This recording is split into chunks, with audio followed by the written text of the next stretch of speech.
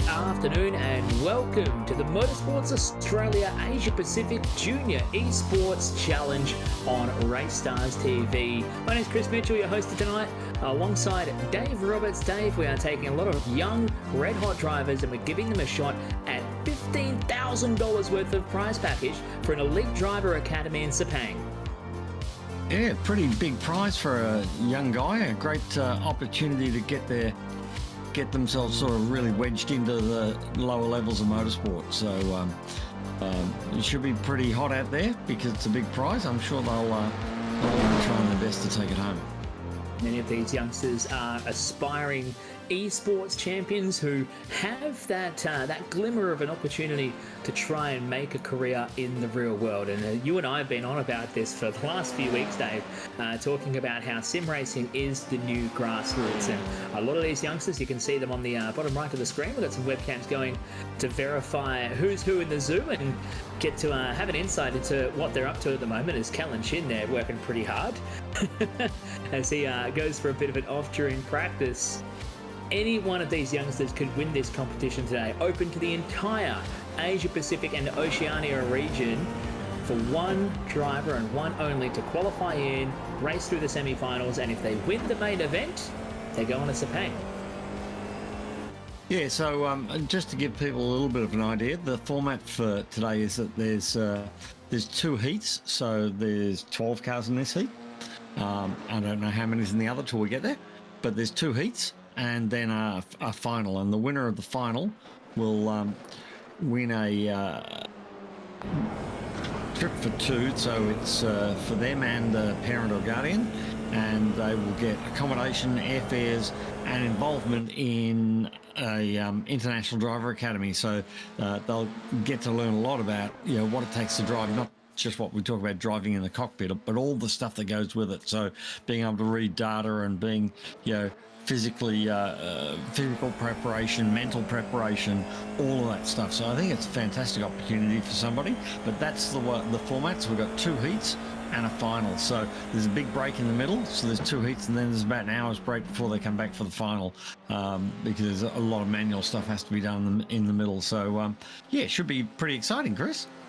Yeah, it's going to be red hot. I'm really excited to see some of these youngsters. We've seen some of these names on this network before through Race Stars TV, through our FRG race nights. But of course, this is all thanks to Motorsport Australia putting this together, and we have some red hot names in the world of Australian drivers. Jack Lewis, a young Australian on screen right now, looking at finding his feet and seeing what he can do. Currently is 11th quick on time. Looking very calm at the wheel there he is. He is looking at and just to give people a little insight is that it's only open to all of Asia Pacific, but all the drivers must be between 15 and 17 years of age. So there's a lot of real young talent showing up in this. I was really interested reading through the information and details for the program, for the competition, for one, as an opportunity of a lifetime and how people can get involved with the program and what's on offer. And you touched on it already with all the different aspects that come part of this program out in Malaysia with fitness training. There's even media and sponsorship analysis and training, which I think is really important for young drivers to make the next step, because you grab a young 14, 15-year-old, you say, okay, you're quick. What else can you do? Because it requires more than being just a quick driver to actually excel in this field. And we see that now with Oscar Piastri in F1, is that what they're all raving about is how cool, calm and collected he is under pressure, how much of a sponge he is. He just soaks up everything, and really doesn't make a lot of mistakes. He's got great mental aptitude to what he's doing. So it's not just, yes, he is fast, but it's the other stuff that makes him really special. So hopefully this will give some of those guys an opportunity or an insight into that. And maybe we're looking at another young Oscar Piastri out there somewhere, Chris. That's right. We could be seeing the next superstar that would be coming through the ranks, that you'll make it through and become one of the next big names in Australian or international motorsport. I mean, the names that we see coming through the ranks now started their campaign and started staring at this kind of lifestyle as a career opportunity, not just 5 years ago, but more than a decade ago for the likes of Oscar Piastri even. It takes so long to learn the ropes and train yourself to try and be one of the best if you want to race with the best in the world at any level. So, yeah, I'm looking at some of the people out there. Tyson Hodge, who I don't know much about him, but he's been extremely quick in qualifying and practice. Kalen Chin, we've seen before on our coverage, and very, very quick young guy. As I understand, born in Australia, gone to school in Singapore, now back living in Australia. I think that's Kalen's story. And we saw Josh Clark there on screen at the moment. So working our way through practice at the moment, just checking in on the way things are going to look regarding for the format today. And I was just trying to rapidly find my notes while I conveniently stall for time. But what we're looking at here is you have your 2 semi-finals with 25 car grids, and then we are taking a 30 car grid from 5 p.m. Eastern Standard Time. That's about how we're going to run, and then it's a 25-minute race to decide who's going to be your winner, and the winner who comes across the line, pending they don't have any post-race penalties in the grand. And the other thing is they must have a webcam, so that there's proof of who's actually driving the simulation with such a large prize up. So all these guys are web streaming. Some of them are parental approved. They're the ones you see on screen, and some are just they may have an iPhone or something or other without parental sort of approval to take them to air. So look, that's what we're looking at there now on screen. That's pretty cool. Yeah, it's cool to have everyone in one, like a mega wall of drivers showing up. Yeah, it's actually quite cool, isn't it? So we're on the grid now with Kalen Chin on pole next to Tyce Hodge. Seth Brown will start from position number 3. Joining him on the second row, Lincoln Taylor, another Australian on row 2, with Caleb Balak and Reece Rolland lining up on the third row. Callum Newton will start alongside Mitchell McClure on row 4, with Edgar Chen joining Kane Goonan on row 5. It's a 12-car field with Clark and Lewis to line up behind. And straight into it, we're into the race, and a short sprint race it is, just 20 minutes in duration. Lewis getting a bit of a slow start from the rear, but Kalen Chin is going to lead the field down to the first chicane here at Imola for the first time. Yeah, so we've seen Kalen Chin. He's a really good hot starter down through Tamburello. Through Tamburello there at the moment. Oh, is it Tamburello? Yeah, it was Tamburello. Yes. Up towards Villeneuve Half, turns 5 and 6. Yeah, so he's very, very solid, very, very quick out of the gate. So the tyres will still be a little bit cold at the moment, so that that will test a few of them. And I can see there Taylor and Brown getting very, very close there in third place at the moment. Look at the lead two already though. Chin and Hodge breaking away as they climb up out of Tosa to Piratella at turn 9, and then they dive back down towards Aqua Minerale here. And you can see from the back of Taylor is looking at the front end of Seth Brown through the right-hander at Aqua Minerale. Brown closest right up under brakes at turn 12, the little kink at 13, and they're already switching and swapping across the racetrack to try and cover off the line and the run towards the Variante Alta chicane here at turns 14 and 15. This is a super tight part of the racetrack. It's going to create some great passing opportunities, but it can go wrong so easily with the big bumps of that chicane. Yeah, that chicane's pretty savage, those curves, and especially on these cars, they don't particularly like big curves, and they certainly find a few of them around Imola. So now we're going through is that Ravazza there, the last double left-hander, and the run up through the start-finish line. They've sort of spread out a little bit. There's a little bit of a gap between all the cars. The front two seem to be making a bit of a break, but there's that sort of 5 or 6 car lengths between all of them. There's a charge from the back, and I think that's Goonan looking around the outside of Clark. Now, if I'm right, Goonan is son of one of the heads of motorsport in New Zealand, so he's a young New Zealand guy, I believe, Chris. How about that? We'll take all forms as Kane Coonan, the only Kiwi lining up in the field. We have a lot of Australians who have seized the opportunity to try and register for this Asia-Pacific Junior Esports Challenge. We go on board with Lincoln Taylor steering at the back, trying to lead up from Brown at the moment. Seth Brown just closing right up, has a little peekaboo onto the left-hand side, but Taylor shuts it off firmly in his face through Piratella at turn 9. And Seth Brown is going to have to do a better job than just closing up the nose if he wants to have a crack at moving up into third here. These cars are quite, they're extremely equal, because they're sim racing cars, so we don't have performance difference in engine or whatever. But and they've all got a standard stock setup on it, so everyone's got the same setup. There's Seth Brown at the wheel, looking very cool, calm, and committed. Here we go. That run down the inside, and I think he's got it this time. He has. He's slid it down the inside. Can he hang on to it? No. We're out in the dirt. Oh, armfuls of lock. Wow, good recovery from Seth Brown. Wowza, he was banging the lock stops trying to keep that one together through the dirt and almost buried itself into the gravel trap. Watch the replay in the bottom right-hand side of your screen. He lives to fight another day. Onto Taylor. Watch this, coming down towards Ravazza. He goes around the outside through the little kick at what is effectively turn 16. Hard on the brakes, very late on the brakes, and then washes straight across the curbing. Watch the lock that he's on, trying to hang on to it through the dirt and across the little service road. Just missed the next car coming through on the racetrack and lived to fight another day, but that has put him down in P6 in this semi-final race.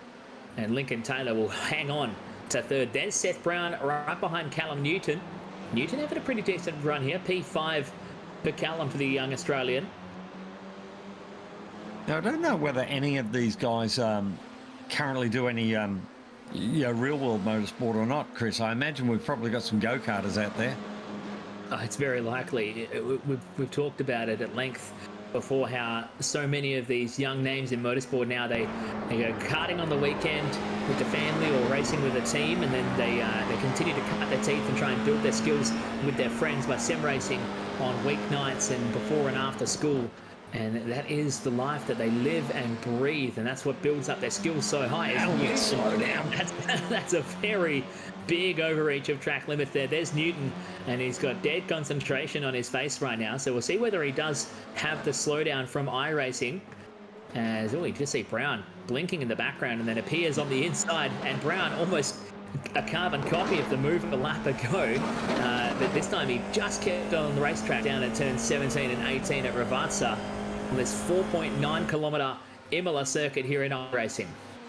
Yeah, so I imagine there he's let him down the inside, but he would have got to slow down from that wide exit from Grassini chicane. So it was a good move, but I think it was aided by a bit of a slowdown. So they're all looking extremely high levels of concentration there. They are. Chen showing very wide again at the dirt. Yeah, they're pushing very hard here. Callum Chen having no such trouble though. He's 1.6 seconds up the road at the moment after just 6 minutes in this race as they climb out of Toza with a little kink at turn 8. This is almost a blind entry. You bang it down a gear or so and you fire it into turn 9 at Piratella.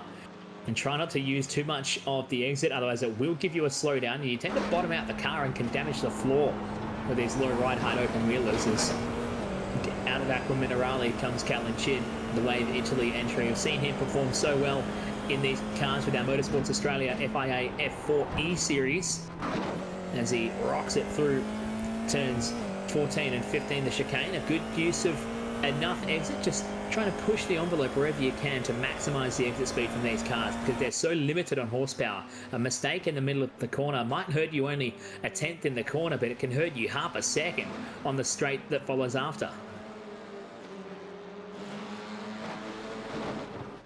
Oh, somebody around there. We've got a car around. We're missing it. Who was that? That's a spin from Edgar Chen, who's having some trouble trying to turn the car around and get back on the front end of that. Looks like it might be a bit bent, Chris, I think. He may have a little bit of damage on board there. We're getting the replay from Edgar Chen. What happened here down at Ravazza? Just a bit of a spin, and he's tried to get himself back into position and has found himself on the grass and has done the double loop, trying to rejoin the race. Oh, that is incredibly frustrating there for Edgar Chen. Joining us from Singapore. Not what he planned. Challenge? No, not how he wanted to go in this race. He is now a lap down to your leaders as Chin and Hodge, 2.3 seconds to lead. A plethora of Australians in this series looking to try and, well, for one lucky driver, scoring themselves the win that would take them and their guardian off to Sepang in late September for the Elite Driver Academy. There's a bit of information available on the Driver Academy if you go through the Motorsports Australia website, the esports website especially. That's esports.motorsport.org.au. All the information surrounding the Asia-Pacific Junior Esports Challenges there, including links that take you directly to the Elite Driver Academy information, and you get to see what's on offer at that academy. Of course, the main applications to be in the academy have now closed, but we have one lucky winner from today's race, scoring one of those last spots to go over to the academy and join the rest of them in Sepang. Yeah, Callan Chen out there is really setting the track alight. He's well into the 43s. Everyone else out there is in the 44s and higher. Look, there we go, 43.9. We've got Tice Hodge at 45.1, 44.8, 45.1.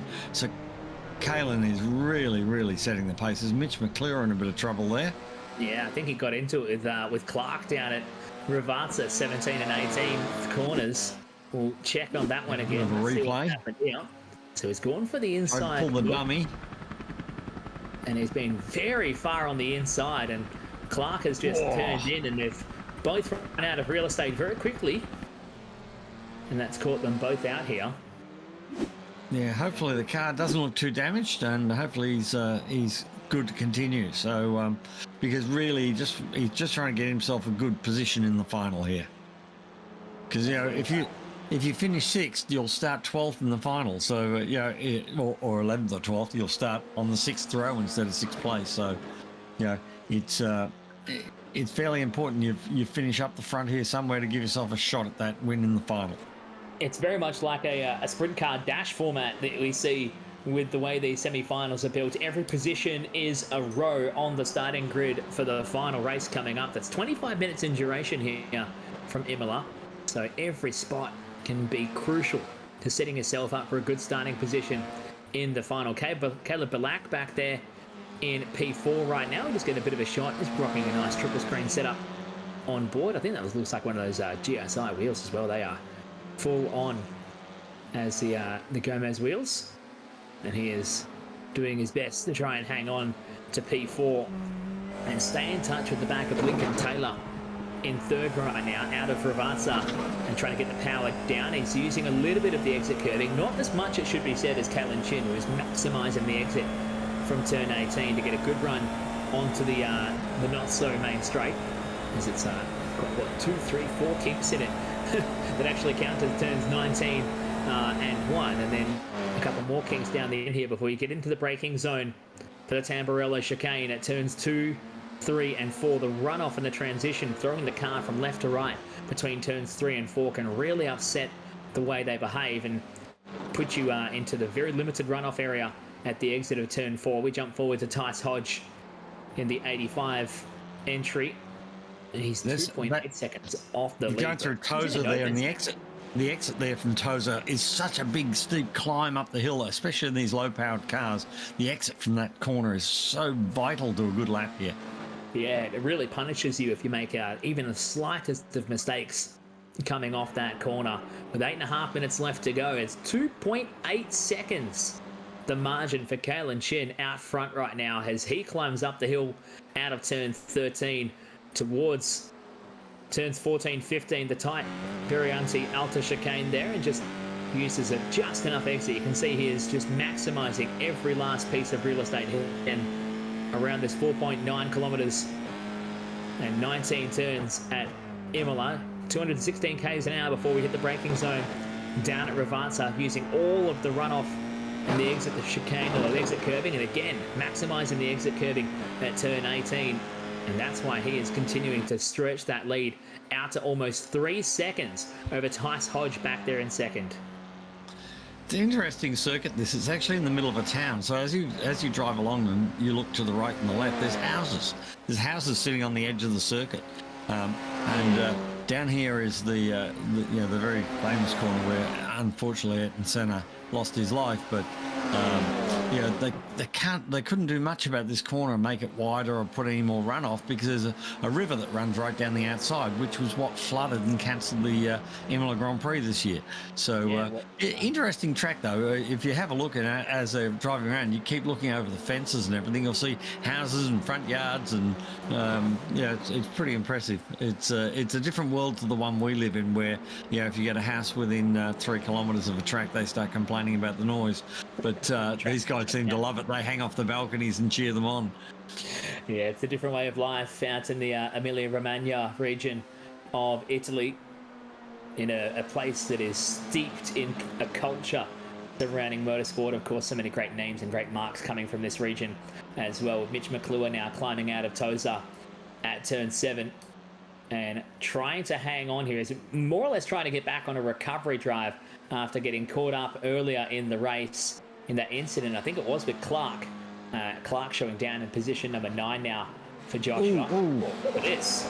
That was a bit of a charge over the curbs. Now this is getting really wild, and that's Seth Brown there in the back of that. And Seth's coming back through, charging back through, trying to. Oh, he's just backed out of that, and I think it's probably a smart thing to do. Yeah, that's a smart move. I wonder what's happened though to Taylor, because he had a few seconds margin over Caleb Balak in P4, and Taylor has really lost out. He was 8 seconds off the lead, and now they're looking at 13 couple seconds little off mistakes the lead as they're getting side by side and rubbing tyre sidewalls down the main straight here with just under 3 abreast. So Brown's going That's for the big move over the Seth curb. Brown, and I love it. What a move. While Balak was looking in the mirrors at the guy on the outside, the guy on the inside just snuck through, unsuspecting. Brilliant move by Seth Brown. Well, fabulous bit of driving. This all started back at turns 14, 15 at the chicane. Taylor on the defensive from Balak. He's overdone. Jumps the curve and placed the car right on the nose of Caleb Balak, who had to dart hard to the left. Seth Brown's just creeping up on him, thinking, I've got to run here. That's looking good. And then the replay down the straight, they touched, that slowed them up. And look at this, Brown is just closing in the toe. The only place he can go is onto the far left, and Caleb moved a little bit late, and Brown was up over the curve to get the job done. That's my pass of the day so far. That was a fabulous opportunistic move. I love it. Well, that's exactly what we wanted to see with this kind of series. There's only a very small number of opportunities like this that come along in a young budding race driver's career, and if they have the chance to make a mark or even showcase their abilities in a race like this, and they're going to take whatever opportunity they can. Kellen Chin taking the opportunity to build himself an almost 4-second lead over Tice Hodge, just about, with 4.5 minutes left to go. 3.8 seconds the gap to Hodge back. He really has motored off into the sunset, hasn't he?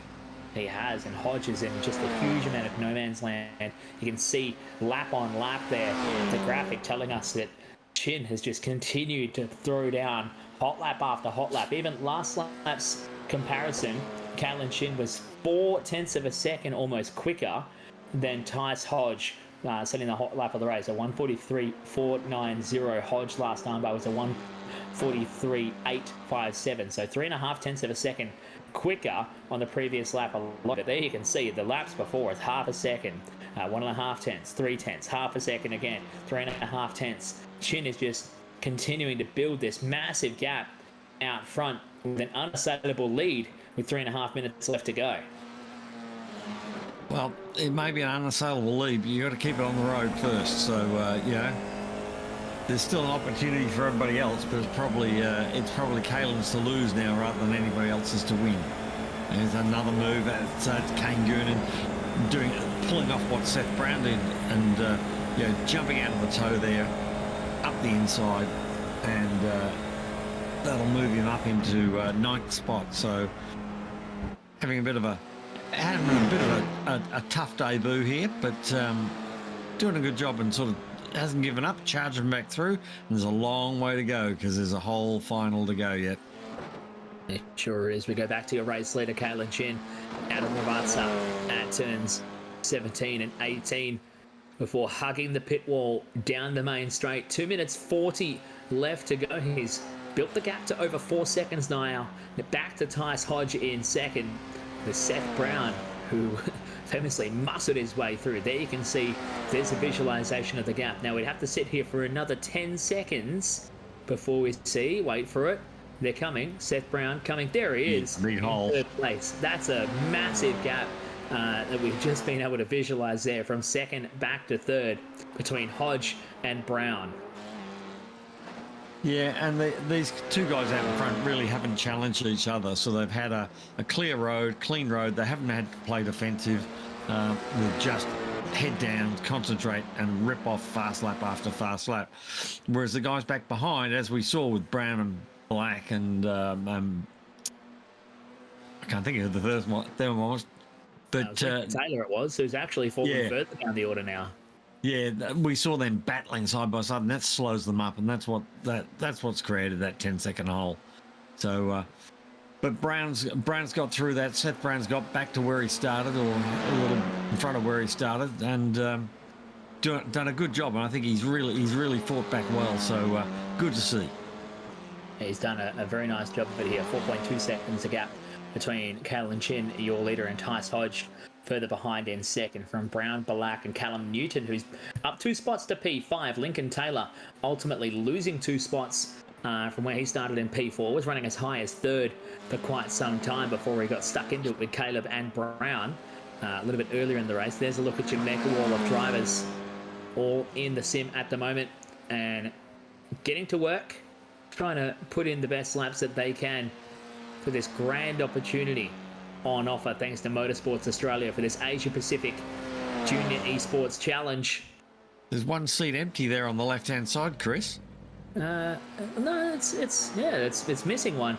I think they'll be in the next semi-final set to come. Either that, or it could be from Edgar Chen, who is still circulating a lap down. So it wouldn't have been from Edgar Chen there. But one seat empty, might be one of the drivers due to take to the track coming up in the next semi-final. There's Edgar on track and in the sim. And he's gone the extra mile to get the background a little bit blurred out so we have some focus as Edgar runs in P12, a lap down at the moment with 10 seconds left on the master clock here for the first of the semi-finals in the Asia-Pacific Junior Esports Challenge. Your race leader, Kalen Chin, coming down towards Aqua Mineralia at turns 11, 12 and 13 will charge up towards the final chicane. And Severianti Alta turns 14, 15. One final execution. Nice bounce across the curbs. Helps the curbs to try and rotate the car in a fixed setup race this afternoon. It's just using the standard iRacing baseline setup for these cars, which is actually very robust and a great setup. That's it's been fantastic that we can have this beautiful representation of the real-world FIA officially sanctioned F4 car within iRacing with a great setup that makes them very realistic to drive as Kalen starts to weave and celebrate. The job half done for Kalen Chin. He takes the win in the first of the semi-finals here for the Asia-Pacific Junior Esports Challenge. Well, he's ticked his first box on the way to Sepang. He's just got one more to do now, but it's not going to be easy. It's not. Certainly isn't. Tice Hodge coming across the line in second. And Seth Brown with a robust move right there at that chicane, or that curbing, to grab third here. Caleb Balak across the line with a solid run and a personal best lap of the race to finish off in P4. Callum Newton crossing the line in P5 from Lincoln Taylor, who was running as high as P3 earlier in the race, finishing up P6. And Reece Rolland in P7. Mitch McClure in the 8. Over the Kiwi, Kane Goonan in 9 as Rolland comes across the line. Goonan now coming out of the Varianti Alta. He's still a fair way away here. A minute 19 off the race lead and coming down towards turn 16 and the Ravazza double left-handers. To the Kiwi looking to finish off strong here. That's that little double left-hander is a real sucker corner. It sucks you in because you're coming downhill into it. Camber's not particularly with you, and it's very, very easy to end up out in the boonies there. We'll get a replay of the action that took place a little bit earlier. This was the highlight of the race, with Seth Brown Double toe. firing to the inside, up over the curb, got the car barely out on the top of the curbing as well. Was lucky he didn't rotate the car on top of the curbing and take all three of them out of the race, but that was enough to secure Seth third place in the first of the sprint races, the semi-finals that will seed him into the main event a little bit later on with a very solid drive. There's a look at your provisional results. Kalen Chin taking the win, 4.3 seconds clear of Tice Hodge in second. Seth Brown, with that move, was 10.5 seconds further adrift in P3 there. Caleb Balak in P4 from Callum Newton in P5, 24 seconds off the race lead. Lincoln Taylor to P6 from Reece Rowland, Mitch McClure, Kane Goonan, the Kiwi, a minute 19 off the race lead from Joshua Clark and Jack Lewis, with Gekka Chen going a lap down from Singapore to try and jump in. No penalties, we've been told from race control, so the classifications is as it stands, and we confirm those results at the same time as we get our winner in. We're going to grab our rest of our podium in as well. Congratulations to Kalen Chin taking the win in the first of the semi-finals. Yeah, thank you so much. I was a little bit nervous at the start. I made a couple mistakes in lap 1 and 2, which fair play to Tice, he got me on edge. But once he made a mistake and I ran away, it was game over from there. So, were you nervous about any kind of pace advantage that you might have had, and then trying to undo that with those mistakes, or was it just a matter of making sure you could kind of settle those nerves and get out front and get away with it? it was more of just I was afraid of battling. But I mean, I just wasn't really focused in the first 2 laps. It's too pressured, if that makes sense. So the pressure that was only the heat.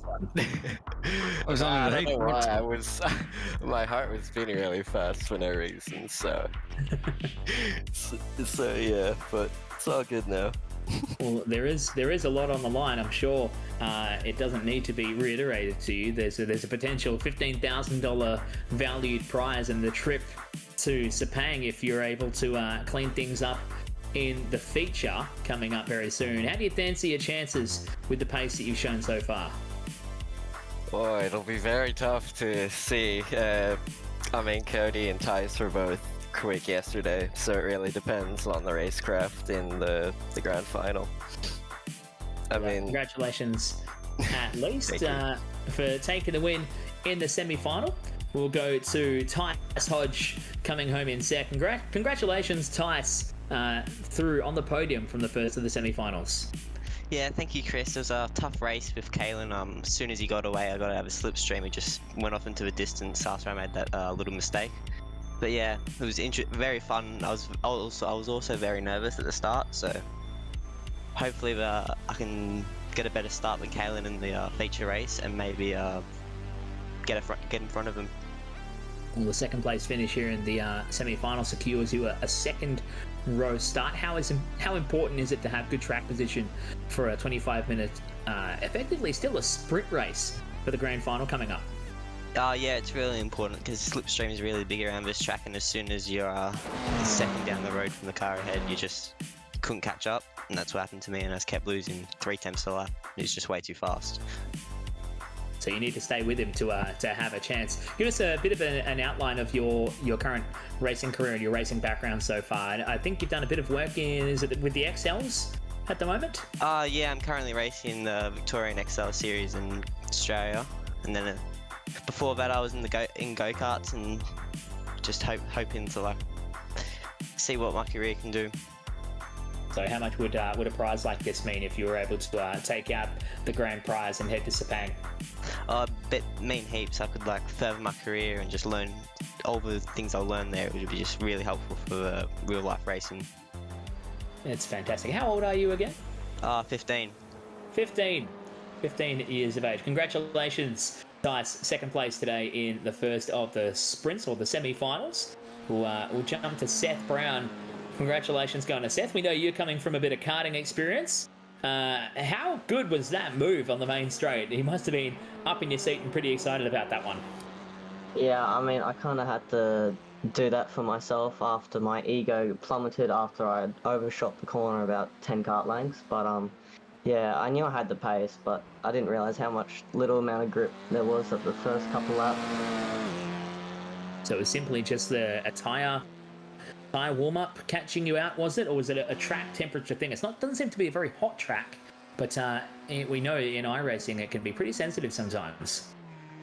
Yeah, I mean, first race in F4 in this category, I'm used to V8s. First lap is your fastest, so yeah, I didn't expect the lack of grip at the start, but then after that, I kind of cooled myself down and got some pace. So for a young driver like yourself, how old are you now? 16. 16 years of age, and you're still in karts right now? Yeah. So how much would it mean to be able to potentially be in a shot if you could win this race today and score that trip to Sepang? Yeah, just the experience that comes with it, all like the connections you get with all like the guys who run it and stuff. Yeah, it'll just be a good opportunity.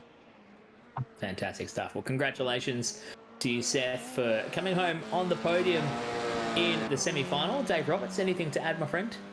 No, that was a magic move. I love an opportunistic move, and that was a beauty with the double toe and a little bit of curb, and mate, you more than made up for your little indiscretion early on. So great drive, really, really nice to watch. Yeah, cheers. Well, that's your podium from the first of the semi-finals. We'll see them coming up very soon in your grand finale. Thank you, gents. We'll let you go take a rest and breathe. I think they'll probably sit back and watch the other heat, Chris. They'll be sitting back and watch the other heat and then having a little break while they sort of try and calm their nerves for the final, I imagine. Why wouldn't you? So we'll let them get on out of here and go enjoy themselves for the meantime. Before we get stuck into it, we are 4 minutes to go in the practice or the warm-up session ahead of the second semi-final. We've got some names stacking up in this one, Dave. Yeah, so we've got Cody Deeth there, quickest at the moment. 43.3 is a really quick time. So, yeah, he's certainly got the speed, it appears, to take it to Carlin Chen. It's going to be exciting to watch Hayden Sell in the 9.5 Sim Sport entry as well, showing up with the 82, making his way out of Tamburello and down through the first couple of chicanes. He's currently second on pace. He's only a 10th behind on the fastest lap so far. So Hayden Sell really showing up there. We might have a real bad hands here. Jamie Christensen currently third on time, about 8/10 of a second adrift. I think that's a Vermilion Sim Sports livery on that. It looks like it, and I think the Hayden Sell's one of the racecraft cars. Yeah, we've come from 9.5 Sim Sport, who are very well tied up with Johnny at Racecraft, speaking from experience. Anthony Alessi there in fourth. Currently almost a second off the lead pace from Cody Deeth right now at this stage in the practice session. Doing a nice job making his way through the first couple of chicanes in the 98 car. And getting to work here. There's a shot of Anthony on screen. He's rocking, that's a Gran Turismo wheel right there. So it's great to see some of the different sim equipment and showcasing that you don't always need to have the best equipment to be relatively quick at this level. Not the best, most expensive. Let's put it that way, Chris. Yeah, well, we know a lot of the forums will tell you that if you want to be of a higher driver rating, you need to go out and spend a whole bunch of money. But it's just simply not true. Even there, we see Fletcher Driscoll rocking the old, it's a belt drive or a gear drive Logitech system.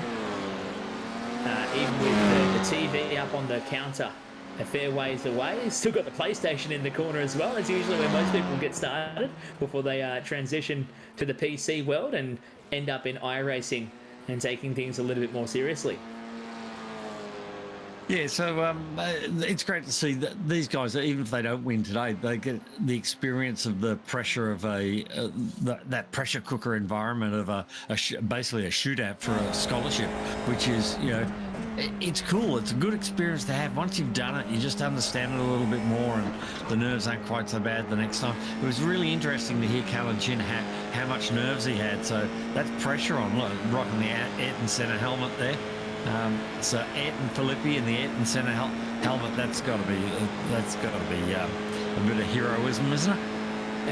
It absolutely would be. If you had the name, you wouldn't want to not be liking the guy and the legacy that he left and the career that he ran at the highest level of the sport, still well regarded in the modern era as the greatest, not just one of the greatest driver of all time, as Ayrton Filippi, currently 11th on track. We see a few new faces cropping up in this one. Hayden Sell there in the middle of the screen with the 95 SimSport t-shirt, rocking that. And he's even got his old NASA panel from his karting days parked up on the wall next to him as well.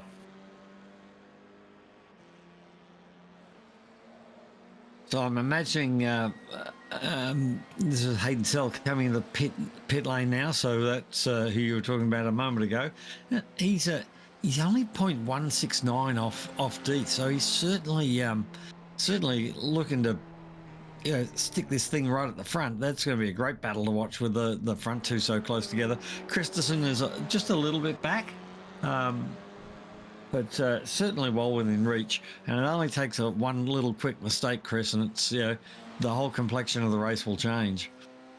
Absolutely right, and of course this is the semi-final. It's merely a formality. I think we are taking 30 into the main event, so every player wins a prize today, as at least they get the start in the main event.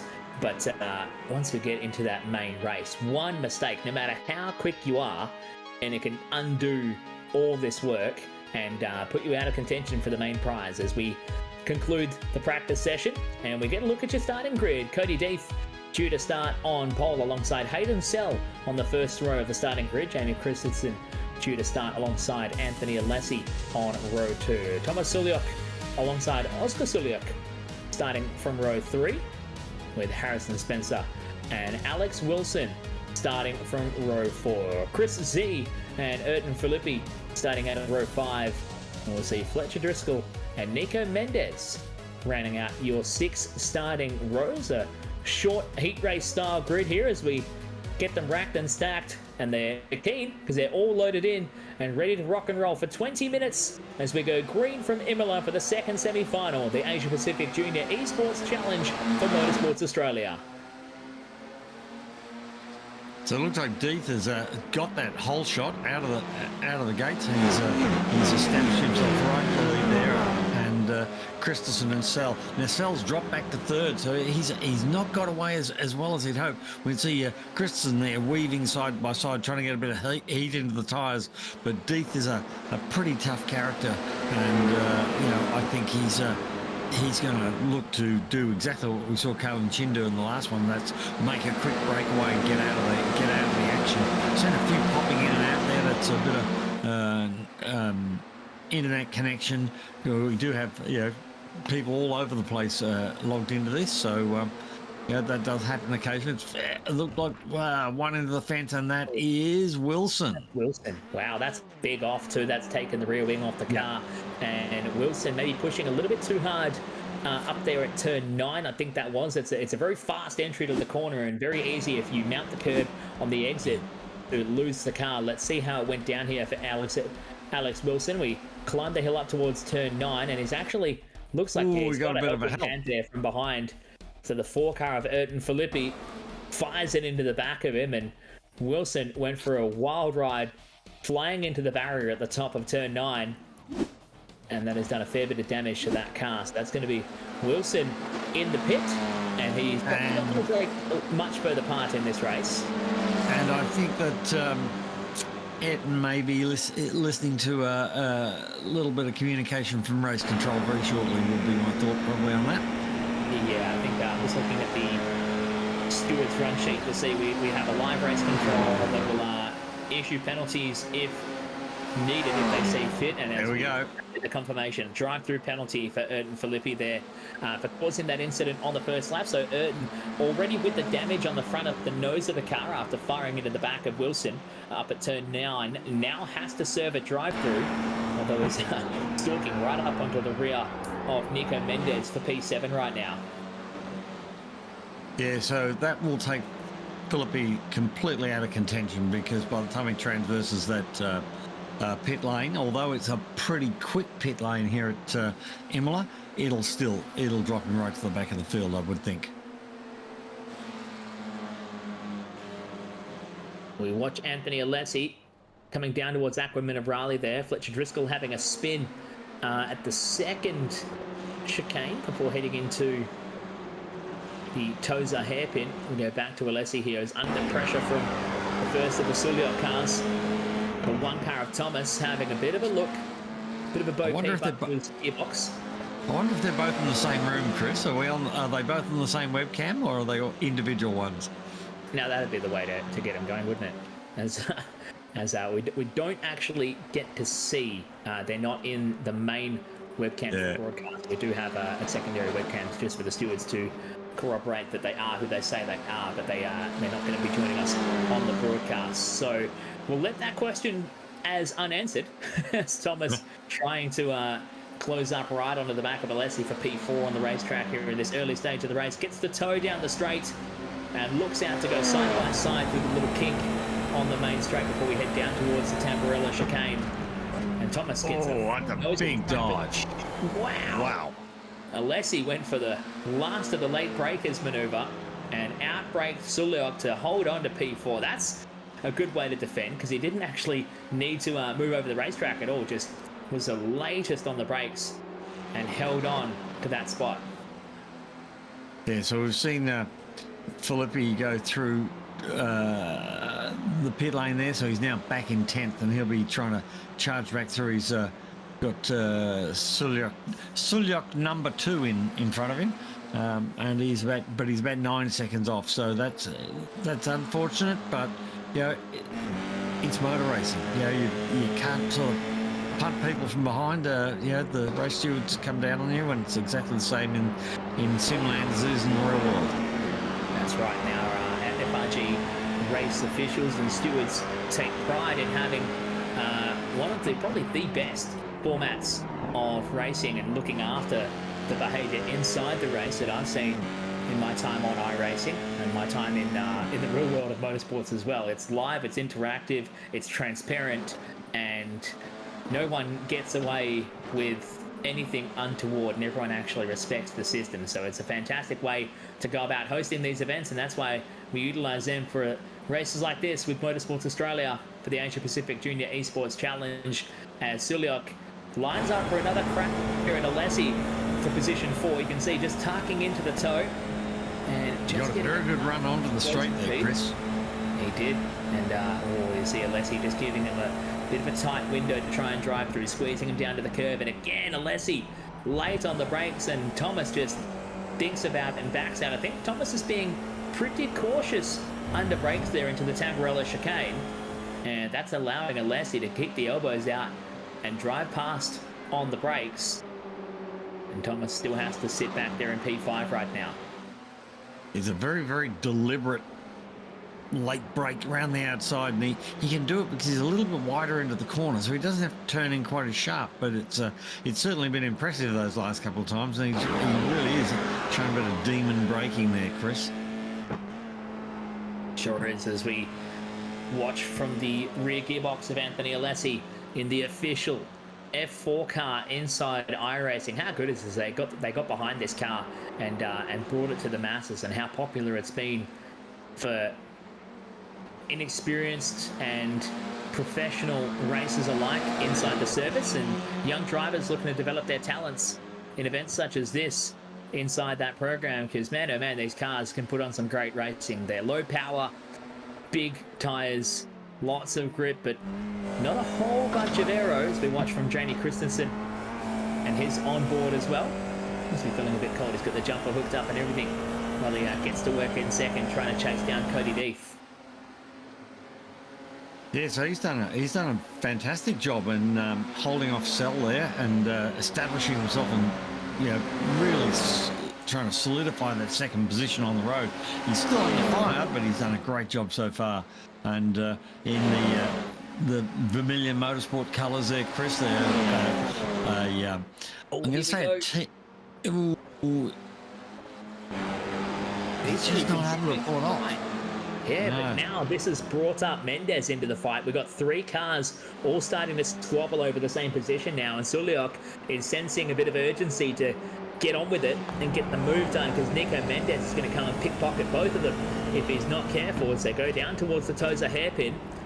And Suliok a little bit wide. We're on board with Mendes, and the look of concentration on his face as he tries to make those split-second decisions on what side of the racetrack he's going to move to.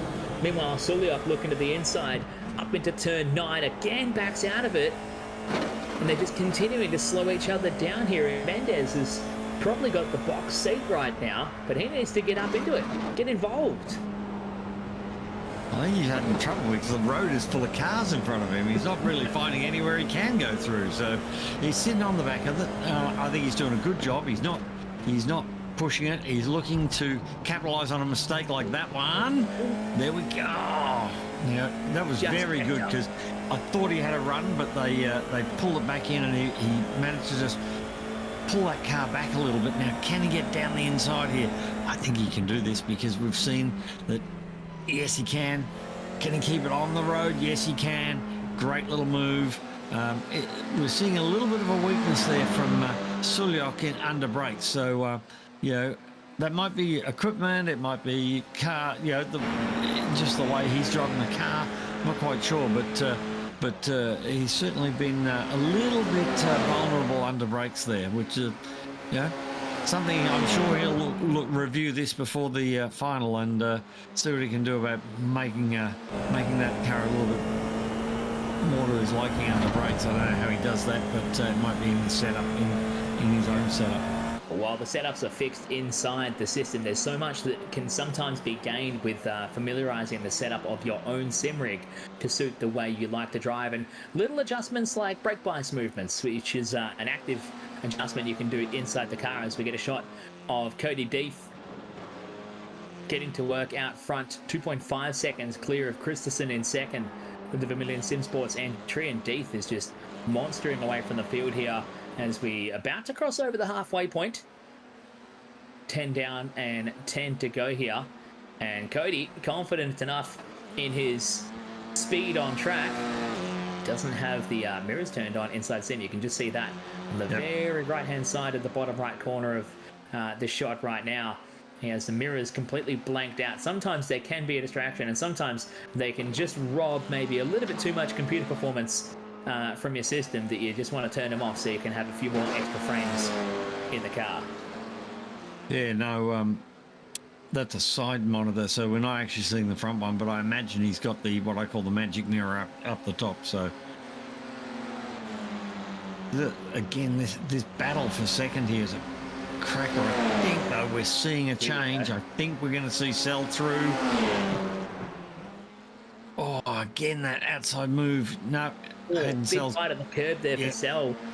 Got to watch that with these cars. You can easily break a suspension on those big curves. So he's through in a second. It's a bit of a replay of the first heat, isn't it, Chris? The way that Deeth has been able to run away a little bit like Kalen Chen did in the first one. So yeah, it's going to be exciting to see those guys get together in our grand final coming up here. But Sell muscling his way through to second on Christensen. Here we go. Mendes looking for a repeat move up the inside at Toza. And Alessi is going to go around the outside. He is making that Air4 car very, very wide for all comers. He's already fended off Suliok, who's lost out to Mendes. Now Nico wants to get involved in the action. And Alessi is showing him just how wide he can make that car appear, because that was a brilliant drive to hold the outside line, get the drive off the hairpin and stay in front. But a little bit of a lock up in P3. He seems to be a bit shaken at the moment, is Alessi. And this will see Mendes get the nose in front into the chicane here. This could go wrong very quickly, but side by side under brakes. And Mendes gets the job done and moves up into P4. That was a beautiful move. Yeah, it was nice. He held him out wide, and we saw there that Alessi locked a little bit of a brake and unsettled the car, and that's given him just that 2 or 3 car lengths now, Chris. So can he now get his head down and get away from those guys behind? I'm not sure how far it is up ahead to Christensen, but he's not doesn't want these guys all over his mirrors. He's going to try and look ahead, ignore the mirrors. So, we'll see what he can do. So there he's 11 seconds off. So I don't think he's going to catch the guys in front. But he's just trying to get rid of his tail. But the toe is such that it's very hard to get rid of somebody who's behind you, because every time you get in a straight line, you tow them along and they close up on you. So very, very hard to break that. Yeah, it is, especially at this circuit with realistically 1, 2, 3, potentially even 4 straights that are long enough to really have an impact with the towing. Now you can see Nico having to run the defensive line through the Tozer hairpin, and he exits nicely. And again, he's going to be vulnerable here from Alessi behind. We're watching from Thomas Suliok's perspective as Mendes covers the inside line up into turn 9 at Piratella and doesn't really use all of the track width on the exit. That's going to leave both of them exposed, but nowhere to go for Thomas as they head down towards Aqua Minerale, and it can be easy to pinch a tyre and run wide here at turn 13, but they all get through very nicely.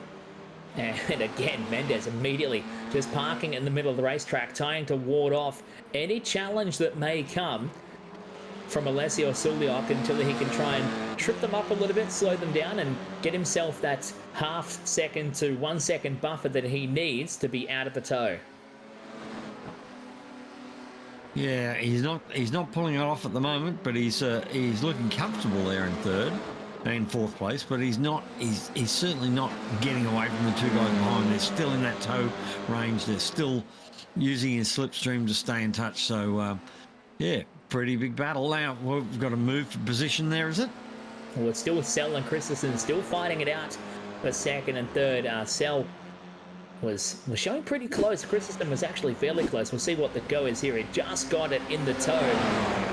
And Jamie Christensen couldn't look to the inside. Hayden's doing a great job of defending that, so decided to try and outbreak him around the outside into the Tamburello chicane. But Hayden pulls off the defense and holds on to second here. This battle's going to continue on, I think, for the next few minutes, with 5 minutes and 20 left to go in the second semi-final here for the Motorsports Australia Asia-Pacific Junior Esports Challenge on Race Stars TV. You can see Hayden maximising the exit there at turn 9, trying to use every last inch of the racetrack, and then maybe a couple of inches more where you can get away with it and iRacing won't give you a slowdown. Christensen doing that at turn 13, all 4 wheels off the racetrack. He'll be very careful not to get the slowdown, because that's one of the parts of this track that iRacing will give you a slowdown penalty, and he'll very quickly kiss that gap goodbye. Now Mendes and Alessi here have got a little bit of a break on Suliok. Only a few cars, but it's enough that they might be able to work together and get away. So looking down through the field there, Z there in 8th. He's a couple of seconds off Spencer. So these guys right back through, even if they're not winning this, they're getting great experience. And Spencer and Z, a couple of seconds between them. Suliok B, back another 2 or 3 seconds. So they're all in touch with each other. Nobody's really having a lonely race, but they're struggling to really make moves around here. This car is a hard car to make a break with. But also, as you get close to the car in front, you get a little bit of aero wash. The car loses a little bit of grip, and it's pretty hard to drive right in the slipstream of somebody else, Chris. Yeah, Ayrton Filippi on screen right now is taxi driving the wheel. The way he's holding on there, you can see actually the wheel rocking on the mounts as Ayrton was involved in that incident on the opening lap up at turn 9. I'm finding the Ayrton name and the Ayrton helmet, but we've got a Ferrari t-shirt. He's covering every base. He's covering every base. As he runs in P10 here in the second semi-final. 3 minutes and 10 left on the clock here for Ayrton. You can see he's still sporting the damage to the nose of that car, which would not be helping him get around the track at all. The aero that is hurting him. But it's interesting we talk about the aero wash, because we also talk about how little these cars run in aero. And Luke getting up some pictures that ties together the Ayrton and the cars in red. Yeah, he did. I think he did test the Ferrari. He did test the Ferrari somewhere in history, I think, quietly, secretly. Yeah. I don't think it was very secret. I think it was very public at that point. That's or at least it's been public after. Look at this, Mendes and Alessi getting involved in it again. Alessi goes back through to P4. Mendes on the back foot with the maximum attack entry. Now can get the advantage of the toe on the main straight with 2 minutes and 20 left to go. Which side does he choose? Well, Alessi made the decision for it. Chose the pit wall. So now Mendes can choose the inside, and that sets him up nicely. And he's gone to the far inside and is going to try and hold him out under brakes to the Tamburello chicane. Gets it done. But you have to say that fight isn't quite over yet, because neither of them seem to be able to get away. And that toe is so powerful if you're within that 6 to 7 tenths of a second range. Yeah, and it looks like Sulyok's dropped off the back of these guys a little bit, so he's fading a little bit as the race has gone on. That may be, he may have got the tyres a bit too hot in running in, but somebody in the fence there, because we can see the smoke, and that's Christensen. I think it's Christensen. Well, I'm wondering what's going on. Yes, it is Christensen showing up. So I wonder what's happened there. He's parked up on the racetrack up at turn 9, I believe. What's going on here? Jamie Christensen is already got damage at that point. Look at the left front and the front end of the car already having some damage, and it won't turn. It locks the tire and he comes to a stop. So I wonder what he's done. Has he done that back at the first chicane? Well, I'm struggling to try and think. He was in a bit of a battle with Hayden Sell. Here we are watching Fletcher Driscoll with a spin. Now that's elsewhere on the racetrack. That's down on the exit of Ravazza. Driscoll getting back up and going. Now Driscoll down in 12th position. Cody Deeth coming up to pass him. So this might be a bit of a long run replay. I can feel like there's something building here, because only a few seconds further back, and this one would be Christensen and Sell. And at this point, the cars what's gone on here? Straight. So I'm thinking maybe he's done something on the big curbs. Yeah. Oh, here we go for Christensen. Closing. Following Hayden Sell, he's still maintaining second. They come out of the toes a hairpin. Here we go. There it is. There it is. That's heartbreaking. Dear. That's dreadful. So there is that? Is. Oh, just sit still. Yeah, so Driscoll driving across the racetrack, and Christensen in full flight couldn't get across to the left-hand side quick enough and copped that huge amount of damage. So that puts Jamie in the pit lane with no time left in this semi-final. No. Cody Deeth in the Williams Esports entry number 12 coming out of the Variante Alta chicane and making his way down towards Ravazza for the final time. It's been a textbook domination of this field, a 4.7 second gap back to the Hayden Sell, and clicking off some pretty fast hot laps here from Cody Deeth. It's going to be exciting to see what he can do in the grand finale as he runs it to the line and takes the win in the second of the semi-finals, as we see a 20-second penalty for Fletcher Driscoll there for an unsafe re-entry that caused the incident ending Jamie Christensen's race. We'll see Hayden Sell come across the line in second, and it will see Nico Mendes grabbing third, running it to the line eventually, as Mendes runs it to the line to grab P3. And something else happened there as well, because Sulyok up into P4 and Alessi ended up P5. So I wonder whether he dropped off or got himself a slowdown, because Alessi's a long way off the back of that battle that he was involved in ultimately for P4. And now we've got Spencer falling down through the list as well. I'm not quite sure what's going on there, but it'd be great if our director could maybe find a little bit of footage of what went on with Alessi, yeah. I'm interested to see what happened there as well, while we're focusing on a few of the other cars in the closing stage. This is the replay. This is Alessi and Mendes through the Villeneuve chicane. He's taking that big curb on the inside.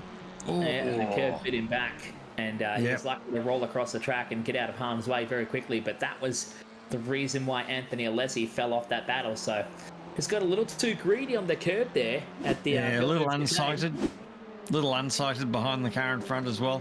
And here's one for Oscar Sulyok, who comes up, and that actually watches what happened there for Harrison Spencer, who got caught up on the exit of Ravazza, and Oscar goes sailing on by. Thanks for coming. It's a 2-for-1 deal as well, as Chris Z goes sailing on past and pips off Spencer, who ended up being dropped down to P8 after that incident on the exit of the final couple of corners.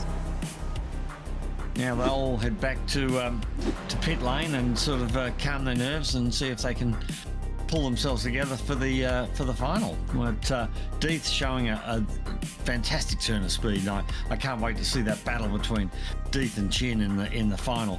And mate, it's anyone's race, because when you got two guys at the front going that hard with such a big prize, it's not hard to think that anything could happen. And there's Hayden Sell, Mendez, there's guys sitting there right behind, ready to pick up whatever pieces are available and book their trip to Malaysia. Well, that's absolutely right. I can't wait to see what's going to come at us for the grand final, as we just get some nice static shots around the Imola circuit. It was Cody Deeth taking the win.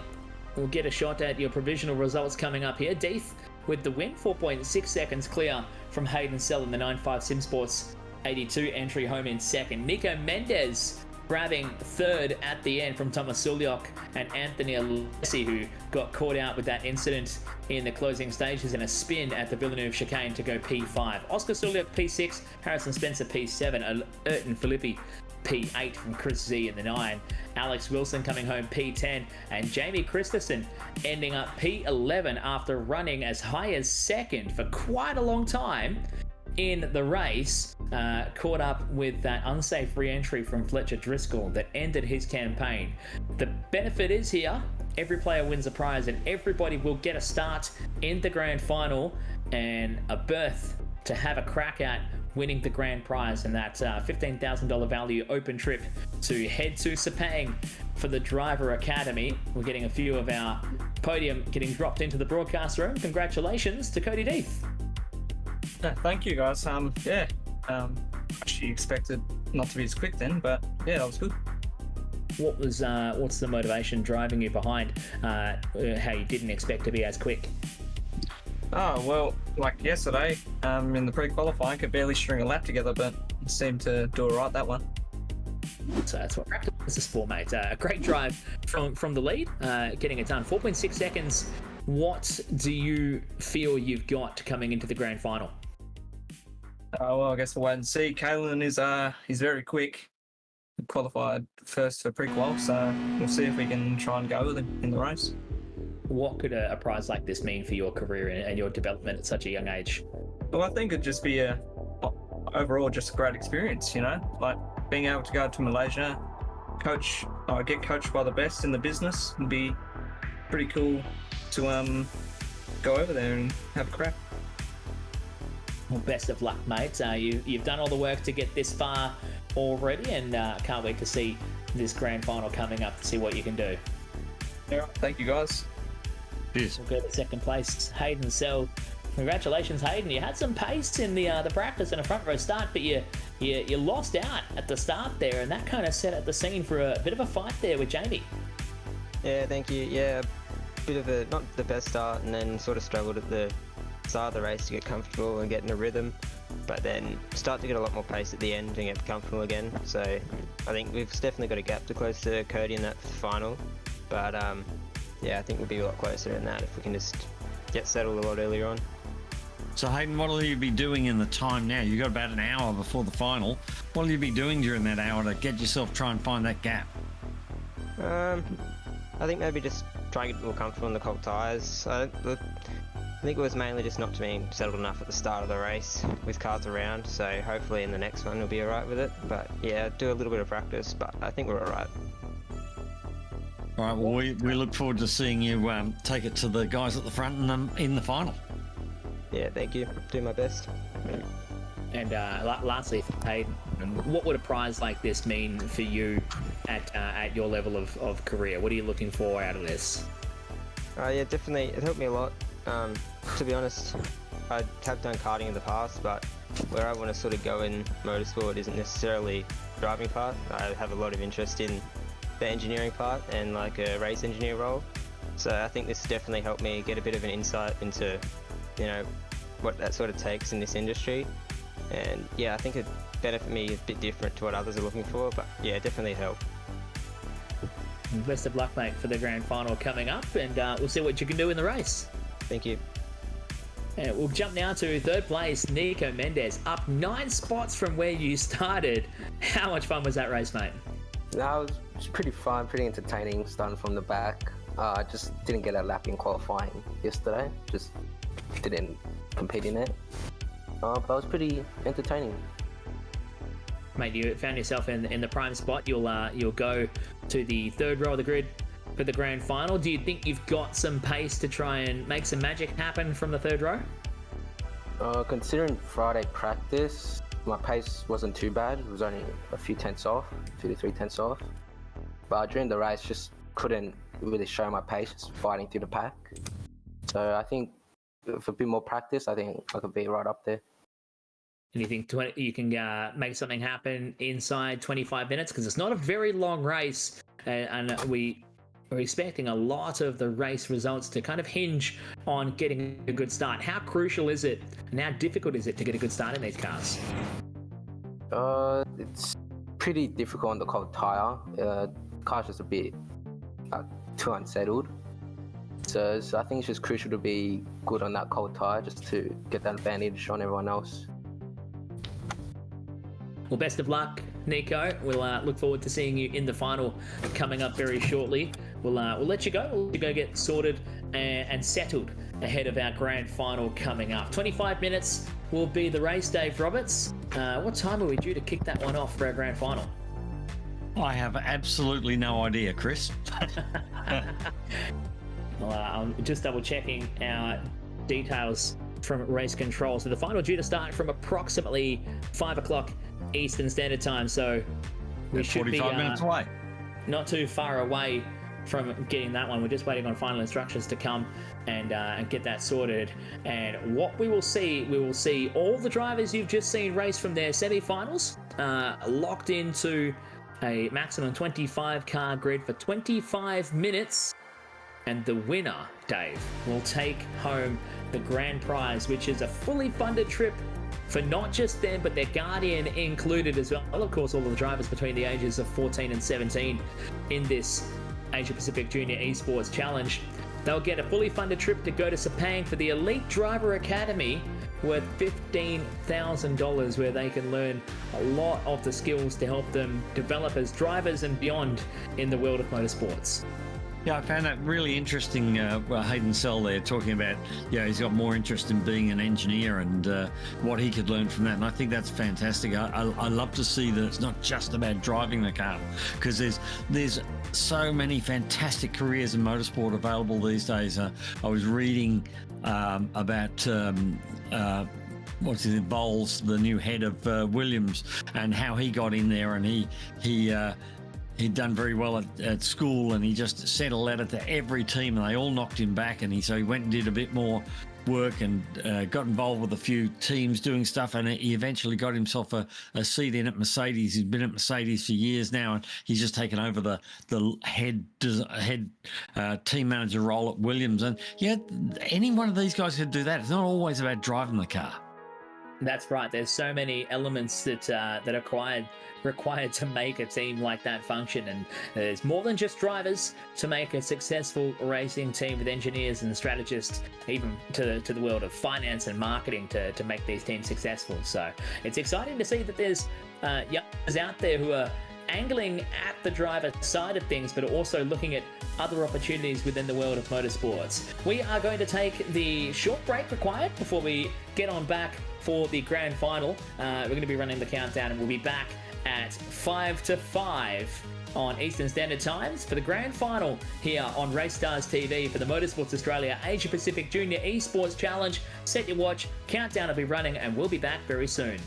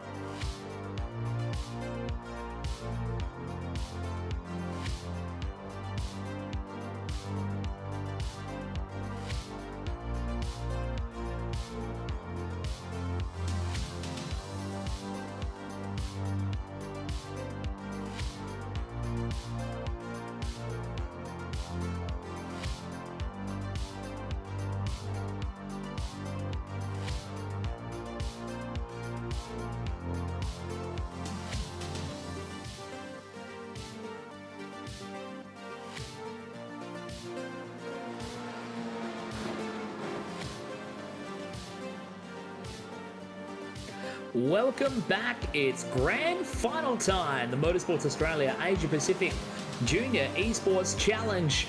From the Imola circuit, we've had our 2 qualifying semi-finals, and now we're back for the main event. Dave Roberts, this is going to be exciting.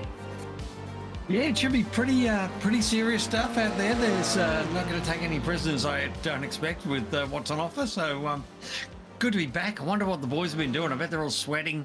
I bet they're all nervous. They're all in their rigs going, mate, this is make or break time. Pressure is on. There's been a bit of conversation in the chat after the semi-finals, and there's some talk about how much curb you can take. There's a great picture from the in-chat from the Motorsports Australia Discord of Callan Chin's car completely over the top of the curbing. I think that's at the second set of chicanes at turns 14 and 15. It's pretty fun to see what the boys have been up to, but they are lining up in practice at the moment, getting ready for the 25-minute main event, and I think it's worth noting and emphasising the fact that this is a one-shot deal, Dave. There's no second chance, there's no championship, there's no drop. There's simply 25-minute sprint, as you will, with these F4 cars, the official F4 car inside iRacing, and the winner will score the fully funded package to go to Sepang for the Elite Driver Academy. Yeah, it's sudden death, mate. It is really sudden death. You're either in for the win or you're out. There's there's one winner and a hell of a lot of losers. No offense, guys, but there's only one guy taking the trip. But that's what it is. Well. There you go. There's the picture that Luke's managed to pull up. Caleb Chin getting under that front tyre. Yeah, it's completely off the deck and not even touching the track. But iRacing says it's okay, so that's what you can get away with on a track like this, and that's what half of this is really. Being fast in a sim like this and being fast in the real world is how much you can push the limits and how far you can go and what you can and can't get away with it. And if iRacing lets you get away with stuff like that, then so be it. And everyone is more than free to utilize that. As Kalen Chin on track at the moment, he's the fastest in practice after taking the win from the first of the semi-finals, and he was fast enough to secure pole for the main event. He will start alongside Cody Deeth on the front row of your main event starting grid. It's worth noting Deeth on track has only been quick enough for 7th fastest in this warm-up, despite the track conditions still being pretty much the same as they were from the semi-finals. You can see how hard Callan's pushing at that chicane. That's exactly the curbing that was in that photo as well. Yeah, I mean, there's a lot at stake for these young guys. It really is a great opportunity, and I really hope that somebody, whoever wins it, it's somebody that really soaks up that opportunity and gets everything out of it that they possibly can. I'm excited to see who that may be. I was very taken with Hayden Sell's comments with regards to being an engineer, not a driver. I thought that was fabulous. It's great to see not everybody wants to drive the car. I'm sure if given the opportunity, he would love to still drive the car. Yep. but if you look back, people like Christian Horner and Toto Wolff, they all started out as drivers, but they realised Christian was pretty good. Toto was so-so. But Christian was pretty good. But they realised that there was more to motor racing than just driving the race car, and probably realised they were pretty good. They weren't great, and their future didn't necessarily lie behind the wheel. And it's lovely to see that sort of thought from somebody so young. So he's got a fan. I'm going to be barracking for Hayden out there. Have a great run, mate. Well, Hayden will be due to start out of position number 3 in the 25-minute race coming up very soon here. Anthony Alessi on screen, starting all the way down to position number 9. It's going to be interesting to see what Anthony can do after getting caught up with a spin at the Villeneuve chicane in the closing stages of the second semi-final a little bit earlier on.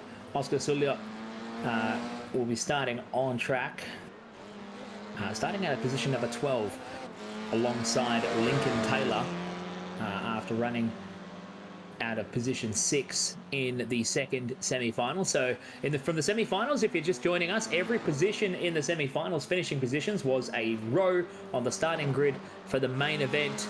Merely a formality, and now we have the whole field locked and loaded, and we'll be set to go racing very soon. The guy I feel the most for at the moment is young Christensen there. He's off, I think, 19th off the 19th or 20th on the grid, but it was no fault of his own, and I'm sure that Driscoll didn't sit there and intend to do that. It was just bad circumstances, and that is motor racing, and that does happen. Things go wrong, and they do regularly. And unfortunately, though, young Christensen got taken out there, and there's nothing he could do about it, and went from running P3 and should be there on the 3rd row of the grid, and now he's right at the back. So he's got a big challenge ahead of him. And if I was him, I'd just pull the pin and send it. just absolutely get after it. Well, there's an old saying that still gets around in racing circles. They say the best ones are won from the back, and I'm sure that sentiment would ring true today if you could pull that kind of feat off. There's the Mecha Wall on the right-hand side, bottom corner of your screen. Well, now up to the main screen. Thanks, Luke, for pulling that up. That's all your drivers in the rig. There's still one vacant rig sitting there, second column from the left. That's Fletcher Driscoll. Yeah, so Fletcher due to start from the back of the bus, out of position number 24 in this one. We'll see whether he manages to get back into the rig in the next couple of minutes and joins us for the race. We're about 4 minutes away from the conclusion of this quick warm-up before we get stuck into the main event. It's worth noting as well, I got a message after the race, I managed to see it, telling me that Kane Goonan from New Zealand Yes. has only just started using iRacing. Has only been on iRacing for 3 days, effectively, and wanted to have a crack at this race. So Goonan doing rather well. Kane due to start out of position number 18 in our main event coming up very shortly. Let's hope this is the start of something good, and he might be back next season for a, and he might be there challenging for the win with the experience under his belt of having done this previously. But it's great to see Kane jumping out there and getting involved in this after 3 days on iRacing. And mate, I've got to applaud you. What a fantastic effort, and he's really performed well for somebody with so little experience of the sim world, or I'm not going to say sim world, but iRacing world, because iRacing it's not easy to drive. The cars are very, very carefully modelled. They really do behave a lot like the real thing, that's fantastic. And it also shows you that because it is modelled after the real thing and done so well, that you can get in the thing and actually use real world experience to be fairly quick in it. So I'm looking forward to him, and he's another one who's going to get some big cheers from me during the race. It's exciting to see some of these names. We're seeing some of the guys getting out and getting that last little bit of practice they need. Driscoll still not in the rig there. We saw for a moment there Lincoln Taylor, who got caught up with that battle that we had earlier on in the second semi-final. Lincoln starting out of position at number 11. Edgar Chen on screen right now, due to start out of position number 23 for the main event, as he charges out of the Toza hairpin at turn 7 and crests the hill into Piratella down at turn 9. It's a very fast part of the racetrack. Really, it's a driver's part of the racetrack right there at turn 9. It's the kind of thing that really excites you as a driver. You can just grab the car by the scruff of the neck and throw it in. There's Kane Goonan on screen.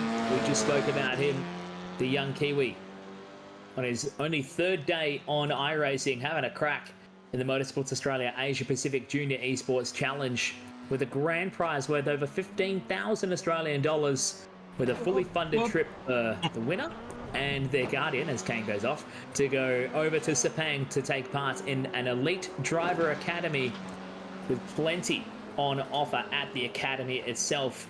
Things like media, sponsorship and data analysis, testing and training, nutrition workshops, fitness testing and training, and dedicated direct access to people like engineers and data analysis and things like that can help young drivers looking to build a career gain the skills they need to really advance not just the level of driving that they can put down, but all the other things that surround what makes a great driver. As we pick up on Harrison Spencer, Harrison had a spin in the late stages and got caught up at the very end of the second semi-final. Harrison, as a result, due to start out of position 14 in this main event. I'm guessing maybe a bit of an Alonso fan. I am, so there's nothing to be ashamed of in being an Alonso fan. What a fantastic guy he is. I met him once. Absolutely delightful. Absolute gentleman. Fabulous guy. Pretty good guy to follow. Oh, that's not very Alonso-like.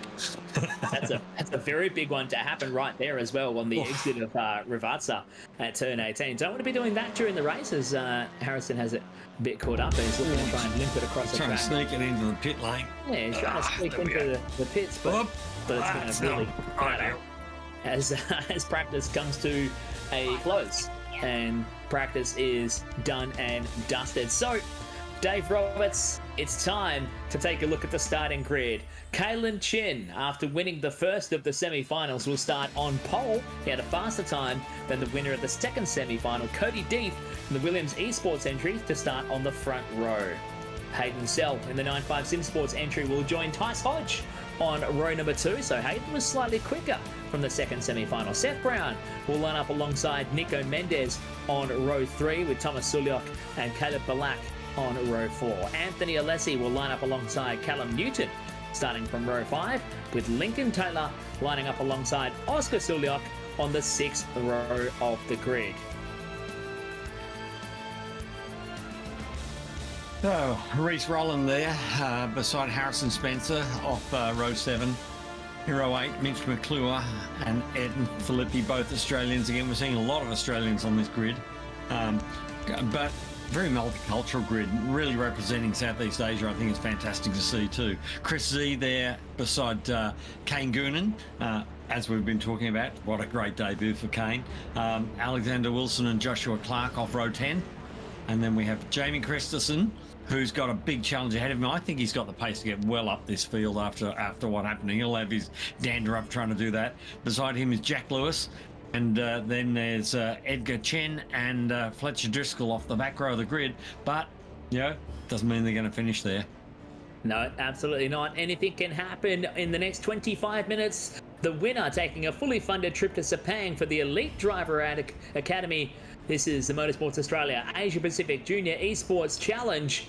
Cars are on the grid, getting ready to fire up and get stuck into this sprint race. To the winner goes the spoils, and I'm sure the elbows are going to come out from everyone in this field, especially the first couple of rows of the starting grid here. We watch Caitlin Chin, just primed and ready as the heart rate will start to rise. They all talked about how nervous they were at the start of their semi-finals. How do you think the nerves would be going right now as we go green and we get underway? A good start from Chin, getting away from Cody Deep on the outside of the front row. Deep immediately moves over to try and slot in behind Caitlin and has to go for a bit of a defensive look down into the Tamburello chicane for turn 1. It's Caitlin Chin leading the way from Cody Deep in second, Hayden Sell third. We got spinners at the back. We got someone round the wrong way. There, going the wrong way through the first chicane is not a good idea. Not at all. That has caught up a couple. I think Mitch McClure. Mitch McClure not showing up as often running to start here, so he's already in the pit lane. I'm not sure whether he was caught up in the incident or ended up not making the starting grid as Chin drags it out of the Tosa hairpin. With Deethan Sell, Tyce Hodge from second in his semi-final, up to P4. Seth Brown in P5. Looking at a couple of the hard chargers here. Callum Newton on the back of Lincoln Taylor for P10 and 11 on the racetrack. Looking for Christensen. He's still down in 18th position after starting 21st. Following the incident that happened earlier on in his semi-final race. Moving up to P17 now, dispatching of Chris Z. Now, we heard from Callum Chin after the heat how nervous he was and how he wasn't feeling very confident in the cold tyres. Now, I'm guessing Cody Deeth has heard that as well, and so he's putting pressure on as hard as he can. And we have there Harrison Spencer and Reece Rolland both under investigation from race control for that incident on turn 1, so on lap 1. So, wow, we'll see what happens from that. But, so Kalen had openly said he was very uncomfortable on the cold tyres, and I'm sure Deets heard that, and if I heard that, I'd be putting the same pressure on that Cody's doing right now. And Cody's a bit of a master of iRacing. He's straight past. He is, I believe, the youngest ever what they call 10,000 I rating. Bit of a touch there, and somebody speared completely off the road. That's Harrison Spencer. And that sends him off into the dirt. But he is Cody Deeth, one of the youngest 10K I rating drivers. Was it in Australia? No, I believe, and I may be wrong, but I believe he's the youngest 10K I rating competitor in the world. Wow. In iRacing, so that's pretty cool. It's a pretty cool achievement. It means he spends a hell of a lot of time doing iRacing and probably not enough on his studies, as Mum and Dad would say, I'd reckon. But I'd certainly be saying that. But still, that is his studies. It's what he loves, and again, who knows? Who knows where he could end up? But sliding it wide. There certainly he's under pressure. And I think Chin's got the pace, but can he find a way by? Because it's pretty hard in these cars. It's all about not making a mistake, isn't it, Chris?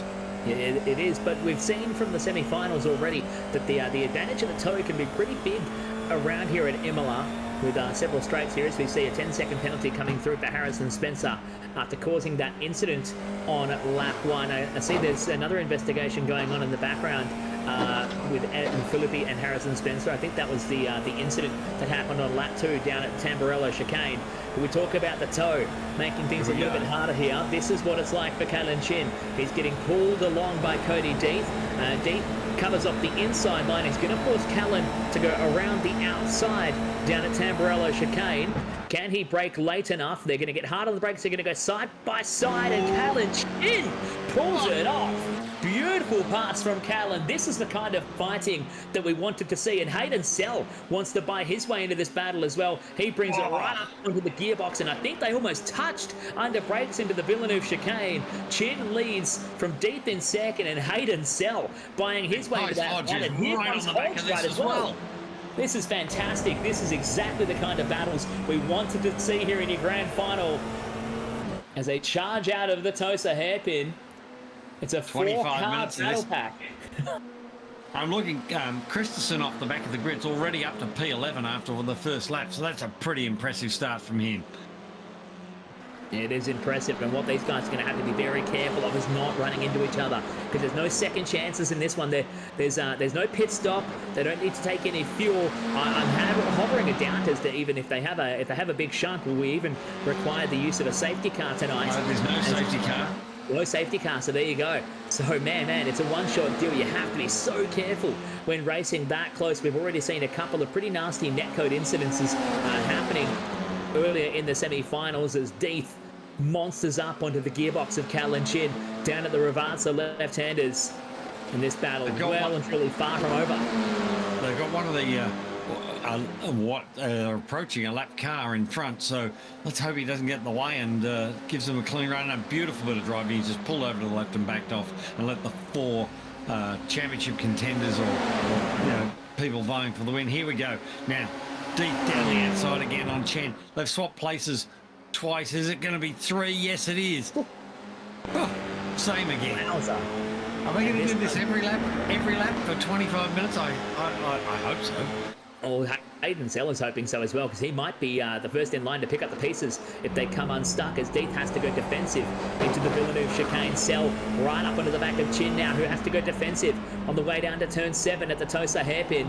And that has opened the door on Sell, and through goes Ty Hodge. So Tyce Hodge getting the move done for third. He can see the leaders, and he can see the chance to go all the way to Sepang right in front of him. Here's that move again. Watch this. Sell just holding it out a little bit too wide on the entry to the corner, and Hodge says thank you very much, and that put Sell right off onto the edge of the racetrack, almost put him off into the grass that can sometimes be like Disney on ice with these cars. Oh, we've lost Hodge. Hodge is sliding down. He's down to 9th now, so he's something's happened there. There he is back in the pack, so all I can imagine is had a bit of an issue there, maybe up over the top here.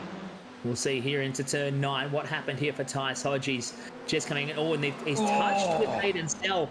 And I don't know whether that was a net code or a serious amount of collision between them, because if that's a serious collision, then it's going to show up bad on Hayden Sell's record as well. And that has allowed the leaders to break away. I don't think it's particularly Hayden Sell's fault. I don't think it was particularly anybody's fault. But Hayden was on the out. Oh, there you go. That's Hayden Sell. There's the answer. So I think I imagine he's got must have damage. Yeah, I think it might. Yeah, you can see the car is not happy, and it's not looking healthy. So Hayden Sell's chances of winning this race are dashed as quickly as they were looking pretty prosperous. The same for Tyce Hodge, and they're going to be pretty much out of contention here. So next in line would be Seth Brown and Caleb Balak. You can see them at the back of that shot fighting over 3rd and 4th position, while Cody Deeth leads the race from Callan Chin down into the Tosa hairpin. So looking at that, I'm imagining Seth Brown sitting back there going, oh, now car 4, Jack Lewis, causing an incident in lap 1, and he has a 5-second penalty. But I imagine Seth Brown sitting back there going, come on, boys, take each other, have a go, dive down the inside, take each other out, give me the win. It's not to say that we would ever, as a competitor, be wishing ill on your fellow racers, but he needs them to at least battle and slow each other down to make up that 4-second difference from second of Chin back to where he sits in P3 as they come out of the second set of chicanes here at the Variante Alta making their way down towards Ravazza. You can see past all the great architecture in the region, the Emilia-Romagna region in Italy, where the Imola circuit is based, and Deeth is just pushing every last inch that he A can. little wide there, wasn't he? So was Cal and Chin. They're both really pushing the envelope with track limits out there. And here we go. In the tow again comes Cal and Chin. Now, we've seen the inside this time. the outside from 2 laps. Now, this time Cody gives Kalen the inside run, thinking he can maybe replicate that down the outside braking maneuver. Can he do it? No, he cannot. Kalen Chin will claim the lead this time by. And Cody Deeth is in the hot seat to try and pick him off. So, Chris, who was the first one over the line? Because also coming on into that last lap, if they're nose to tail on that last lap, can you slipstream past by the finish line? Well, that would be the interesting call to look at. We'll have to keep an eye on that, and might get a look at that next time they try and go side by side. It's a minor gain, and I don't think you have a long enough time in the tow to be able to pull out and grab the win in a drag race, but quite potentially that could be the strategy. You don't want to be the leader on the turn of the last lap, so you get the drag all the way to the start line. So here we see Tice Hodge leading Mendez and Christensen. So Christensen's now up to P8 off the back of the grid, and behind him is Alessia Newton. This is a great little battle pack of 5 cars, and Christensen's certainly the mover and shaker in this, and you can see he is throwing everything at this. yeah, he's really charging his way up the field. In fact, the P8 steering at the gearbox of Mendez as they head into the turn 14 and 15 chicane. Just big bites of the curving on both sides to bounce the car across and set up the exit. He's made a great drive from 21st on the grid, and he's showing some fantastic pace at the moment. Last time a 46.3. He's still really hurting on outright pace compared to your race leaders doing 43.6s as he gets a little bit checked up down at Ravazza. And here we go again. And oh man, they just switch around it. So it's after the line that they get in front. So that's important to keep in mind. You can't necessarily be second in line at the turn of the final lap and be able to be drag racing to get the win at the end. Cody Deeth resumes this race in the lead from Caitlin Chin in second as they head down towards the Villeneuve chicane. There's not much between them, is there, Chris? And that Williams Esports, yes, that is Williams F1 Esports, which Cody's involved in, and one of their drivers. So that's pretty impressive already at his age to be involved with an international esports body or team like Williams. That's fantastic, and isn't it great to see another Aussie at Williams? I'm going. Absolutely, we're going to have a bit of pride in our guys coming from Australia, and at such a young age he's doing a great job. This would be a huge opportunity for his driving career. You can see Caitlin has just dropped off a little bit, maybe a small error. He's lost out about 0.8 of a second at the back of Cody Deeth. Here we go. Yes.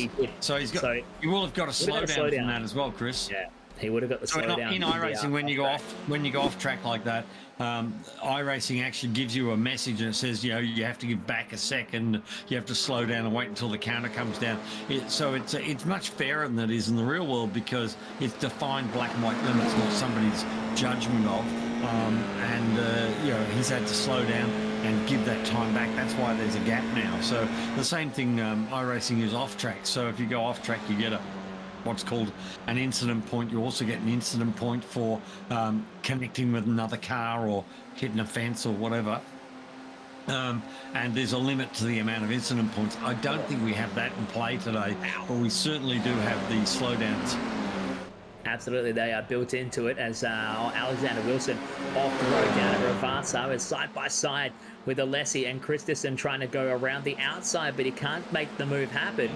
And Christensen will stay into P9 now as Alessi moves up to the 8th spot and then losing touch with Mendez. And Callum Newton now looking for a move on the Vermilion Sim Sports entry of Christensen, who just aggressively fired it to the inside curving to cover off the line. Look at this. Aggressively points it at the inside of Alessi now, but still cannot pull the move off.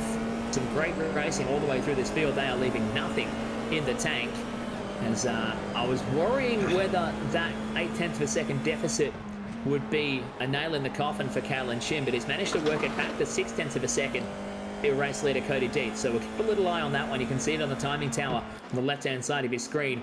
Whether Chin can close the gap back up and make up the difference. Look at this. That's going to be a slowdown, surely. Got to be a slowdown. We'll let iRacing figure that out because he's still going after it. As Christensen, he's on the outside heading into the chicane, and he's going to have to race That's a himself slowdown as well. And Newton definitely going to be getting the off track for that one. And running off at the chicane.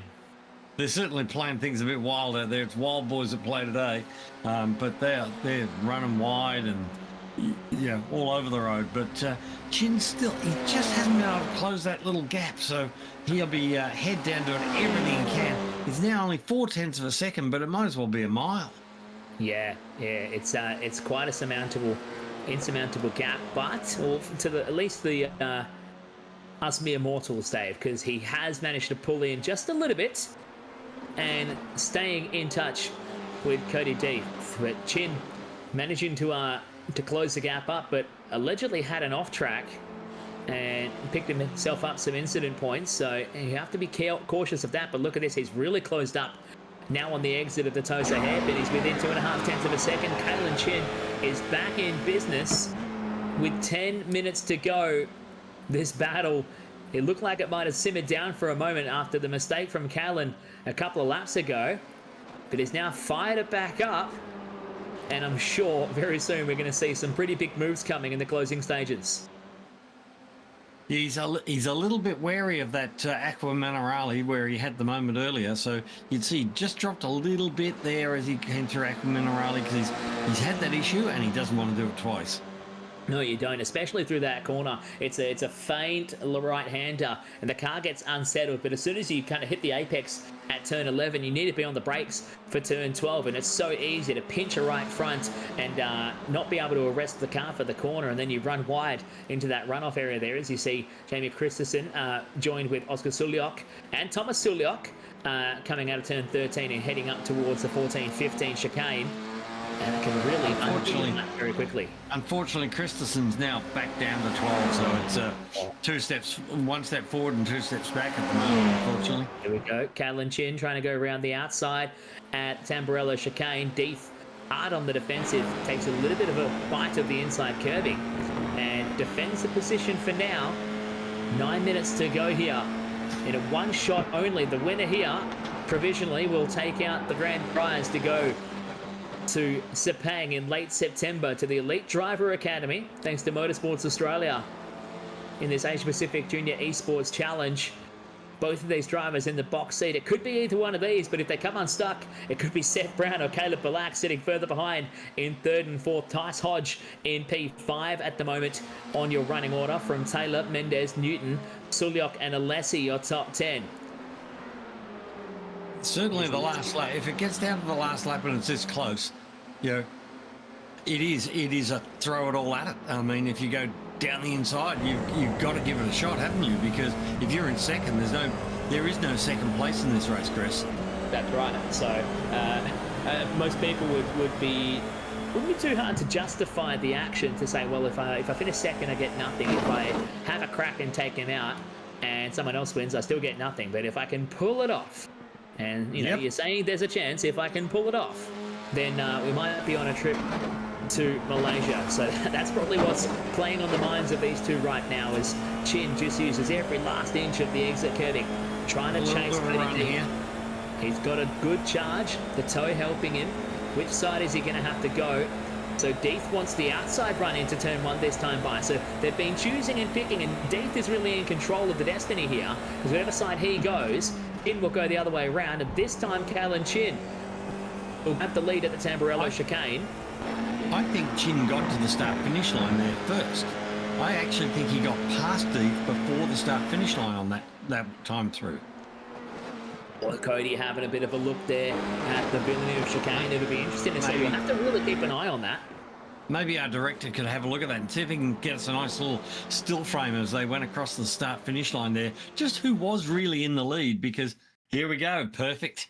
And let's have a look at this. So is that the start-finish line there? Start-finish line there. Okay. So because I was thinking it was up, the start line's up further. up at where they started on the grid. But it is a Formula One circuit, so the line that registers them is actually not where the pole position start is on the starting grid, I believe. Oh, a bit of a bite at the curb there for Kalen. And that slowed up his exit coming out of turn 12 and 13. He's on the defensive now as Deeth looks to the outside of the chicane, but there's no move that can really come, or no good can come from a move up there. So he tucks back in behind, and this actually gives Kalen just a moment of a breather. But very quickly, Cody's going to get the run. He's already starting to close up that gap. Coming down into the Ravazza left-handers, closes right up under brakes. As we go on board, how good is this shot? Using the exit curving onto the main straight, and this time it's Cody Deeth's turn to get the charge in the toe. Which side will Kalen Chin choose on the racetrack? Kalen hugging that right-hand side, and Cody still closing up. He didn't really get the run from Ravazza that Kalen has been getting, and he has to pull to the driver's right to go around the outside at turn 1. Hard on the brakes, and they're going side by side, and Cody Deeth muscles him out of the way. A brilliant piece of driving there from Cody, and he went around the outside. They were too wide into the Tamburello chicane. I'd love to see that from a third angle. Luke's already on it. Here we go. Watch this. Deeth closing down the main straight. Underneath the gantry bridge. Pulls to driver's right. Is alongside as they hit the braking marker, and then goes too wide.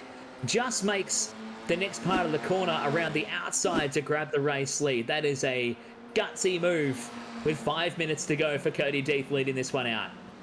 You got to be oh so careful there, Chris, because those big curves, there's like bollard curves, and you hit one of those, it'll launch the car and potentially break the suspension as well, and they are millimeters off it. Yeah, they are really cutting it fine. They went too wide through turn 10 a moment ago on the way down towards Aqua Minerale as they come up through the Variante Alta chicane at turns 14, 15. Deeth leads, but Chin is starting to show a nose where you wouldn't really consider a move to be on there. And what he's doing is he's trying to unsettle Cody Deeth and trying to get him looking around, getting panicked a little bit, and try and force a mistake in the battle for the race lead. Meanwhile, Seth Brown has broken the back of that battle with Caleb Belak back to P4 now. Tyce Hodge running at your top 5, but it's on again. Once more. And Deeth chooses the outside line as they come down the main straight. Chin gets a better run off of Ravazza. I think that is actually helping him get the slipstream better onto the main straightaway. And this time they almost still are side by side. And they go all the way through all 3 parts of Tamburello chicane, still side by side heading into Villeneuve. And look at this. Chin actually held him out there. Yeah, they give each other just enough room, which is really good to see. But boy, oh boy, they are close. He thought for a second there about swapping sides, going down the inside. There's nothing in this. We've still got 3.5 minutes to go. So we're looking at another 2 laps, is it, Chris? Yeah, something like that. There's only really a handful more opportunities, so you're going to start to see the gloves really come off on some defensive driving moves, I think, from Kalen or whoever does manage to be in the lead. Cody going for a really gutsy look down the inside at Aqua Minerale and gets it done at turn 12. That was a very, very wild move down at turns 11 and 12. And Cody Deeth goes back to the race lead. Let's watch that one again. Look at this. He set him up. And it started all the way back at turn 9, going around the outside. He had track position down the bottom of the hill and was very good not to pinch a front right going into turn 12 and understeer off the road into the side of Kalen, who's now looking for his run down at Ravazza. He starts to set it up, tries to get a better run off of Ravazza here, and watch the toe come into effect as they come onto the main straightaway. 2.5 minutes left to go here for your Motorsports Australia Asia-Pacific Junior Esports Challenge. No white flag. We've got 2 more to go at least. Yes. A fully funded trip to Sepang for the Elite Driver Academy, up for grabs for these 2 youngsters or anyone who may win this race. But at the moment, it's these 2 side by side again through Tamburello, and this time advantage Cody Deeth as he slid across the racetrack. I just feel like Deeth is just, he wants a little bit more at the moment. He's just, he's a little bit more aggressive, a little bit more, assertive in his passing. So, interesting to see where we go from here. But I'm sort of feeling the weight is in Cody's corner at the moment. You can definitely see he's moving with a bit more purpose than Callan Chin is. It's hard to tell, but just the little signs of body language from the way the cars are moving around on the racetrack. Cody Deeth is a bit more decisive about where he wants to be as we look at the mega wall into the closing stages there. Cody in the bottom left of screen on the mega wall. Callan Chin second from bottom right, fighting it out for the race lead as we get a much bigger look at it there. And we watch the battle between Deeth and Chin coming out of the second set of chicanes.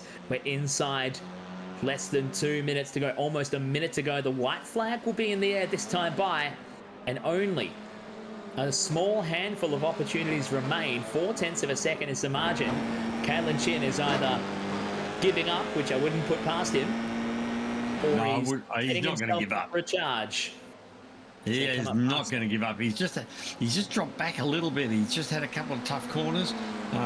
He may have been pushing it a little bit hard, getting it a little bit close. And when you get right up under the gearbox of one of these cars, it's pretty hard to see ahead. So you get a bit unsighted, and you've got to lift off a little bit to make sure you don't clobber one of these curbs or whatever. It's very hard to drive right under that gearbox like he's doing right now. But they're left, they're right. He's on the grass. Let's use a bit of grass. If that's how you have to go to get the job done, as he almost puts it in the sand trap at the Villeneuve chicane. And a big dive! It was a touch there, I think. Almost brought it all undone for both of them. This is going to start to get really antsy. As time has expired, they are on the final lap of this race. And that hands a sizable advantage to Cody Deeth, who survived that advance. Are we under white flag? We should have been. Hopefully, we'll get to know as we'll bring it around. So we are on the final lap, we're being told, through Aqua Minerale for the final time then. Cody Deeth with a solid advantage. 5.7 of a second on the charge up towards the Alta chicane. It turns 14 and 15. A big move from Callan Chin, and he's run very wide coming off the chicane from Callan, and that has dropped the advantage out to 0.8 of a second. And he's got to slow down now. Yeah, it is all falling the way of Cody Deeth. It's all over. All but signed, sealed, and delivered then for Deeth out of Ravazza for the final time. And getting the run onto the main straightaway, he fought hammer and tong to get this job done, but Cody Deeth brings it to the line to take the win here in the Motorsports Australia Asia-Pacific Junior Esports Challenge. A valiant fight from Callan Chin to come up short at the end there in second. Caleb Balak coming home in third from Tice Hodge in P4. Seth Brown lost out and fell to P5, but Cody Deeth takes the win and is punching his ticket to Sepang. I've got to say, Callan Chin there, he may have finished second, but he had a grin from ear to ear, which was great to see. We just caught a shot of that. I believe some family coming in to congratulate Callan on a brilliant drive and a massive effort to try and get the win in this race. But man, oh man, some of the moves that we were seeing from these youngsters in places you wouldn't even think they could come. But this man is victorious this afternoon. Cody Deeth in the Williams Esports entry, scoring himself a big win for his career and taking the win from Imola. I think there's a donut coming up here. And yes, some celebratory donuts for Cody Deeth. Why not? To the value of $15,000. Probably one of the most important races of this young man's racing career so far, to secure the grand prize from Motorsports Australia in the Asia-Pacific Junior Esports Challenge. A celebratory donut. We've been confirmed. All locked and loaded. Cody Deeth is your winner. Dave Roberts, what a race between those two. It was on from the moment the green flag dropped till the checker did. There was not a minute spare. This was the move. This is where Callan has thrown everything out. I'm sure they touched there. If they didn't, it would have been absolutely nothing between them. It was a last-ditch effort. Let's see it again from the gearbox camera from Cody Deeth as Callan has a big look. It was probably a red mist descending moment, but man, oh man, so close. And pinched the tyre, and Kalen almost spun it on the curbing down at Tosa. But Cody Deeth, on screen on the bottom right-hand corner, has now secured himself the spot into the Elite Driver Academy in Hey, Sepang. Chris. He better, because it's only a few weeks away. He has jumped into the green room as we check on your results there. Cody Deeth taking the win from Callan Chin in second. 8 tenths to the second was the margin, but that doesn't tell the story of what the race and how it unfolded, Dave. Caleb Balak in third and Tice Hodge P4. Yeah, I don't know what happened to Seth Brown there at the finish, because Seth was really doing a great job there, but obviously something's happened in that last lap or so. A bit of a pity for Seth. So we bring him in, and we get him in our broadcast booth for Cody Deeth and Kalen Chin, and we've got Caleb Balak in here as well. Your top three from the Motorsports Australia Junior Esports Challenge. Congratulations, Cody Deeth, you're a winner this afternoon. Oh man, I'm blown away. That was an amazing race. That was really good. I'm happy with that. Mate, talk us through some of the moves and some of the racing there with Kalen, because you guys were leaving nothing in the tank when you got the prize like this on the line. That's what you have to do. Yeah, I mean, I know Kalen races well. I know he races well, and he keeps it clean. I was trusting on that, and he did so. I'm really thankful. That was some awesome battling there. How about the final lap there, with when you managed to just get your nose in front? You saw Callan had kind of dropped back a little bit from what may have been an error, or just trying to get a bit of closing speed on you. What was going through your mind as you started that final lap? Oh, I just hope he didn't get a good enough slipstream down the front straight to get past me. Luckily, he made a bit of a mistake, so I was able to keep the lead and just drive away to the finish.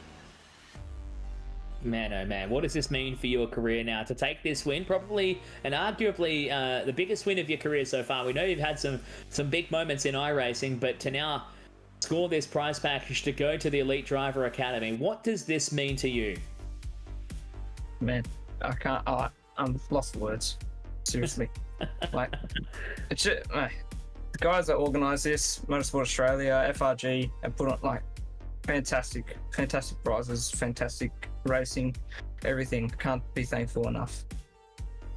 So, Cody, give us a bit of a background. What sort of motorsport have you done? What's your background? What's your involvement beyond sim racing? I used to do go-karting, but unfortunately ran out of money to do that, and I go out to the go-kart track every now and then to help out with certain things and stuff like that, and I just love my motorsport. That's all. And so also the tie-up with Williams Esport, how did that come about? Tell us a bit of a story on that. Well, I don't know. I guess one day they approached me, and I was like, I couldn't turn it down. Like, being with a team like Williams is a dream come true.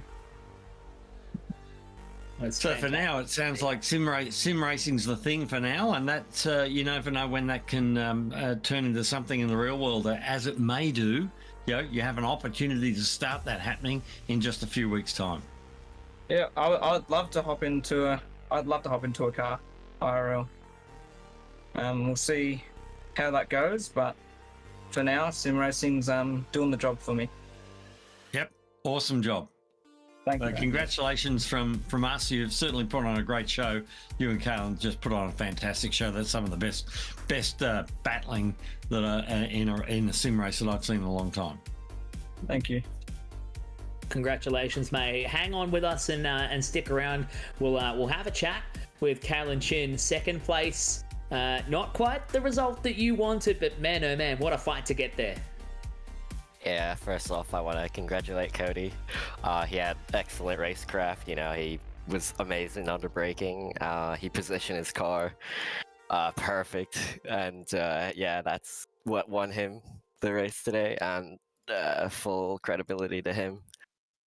And man, I made a bit of a mistake on the second last lap, and I tried to catch up, and then I tried to make a big slant in the hairpin, and that was under desperation. But yeah, it was a fun race after all. We were watching that move down at the Tosa hairpin. We're getting the replay of it right now as you went for that massive dive. That was really a last chance bid, wasn't it? That was all you really had left to try and have a crack and trying to win this race.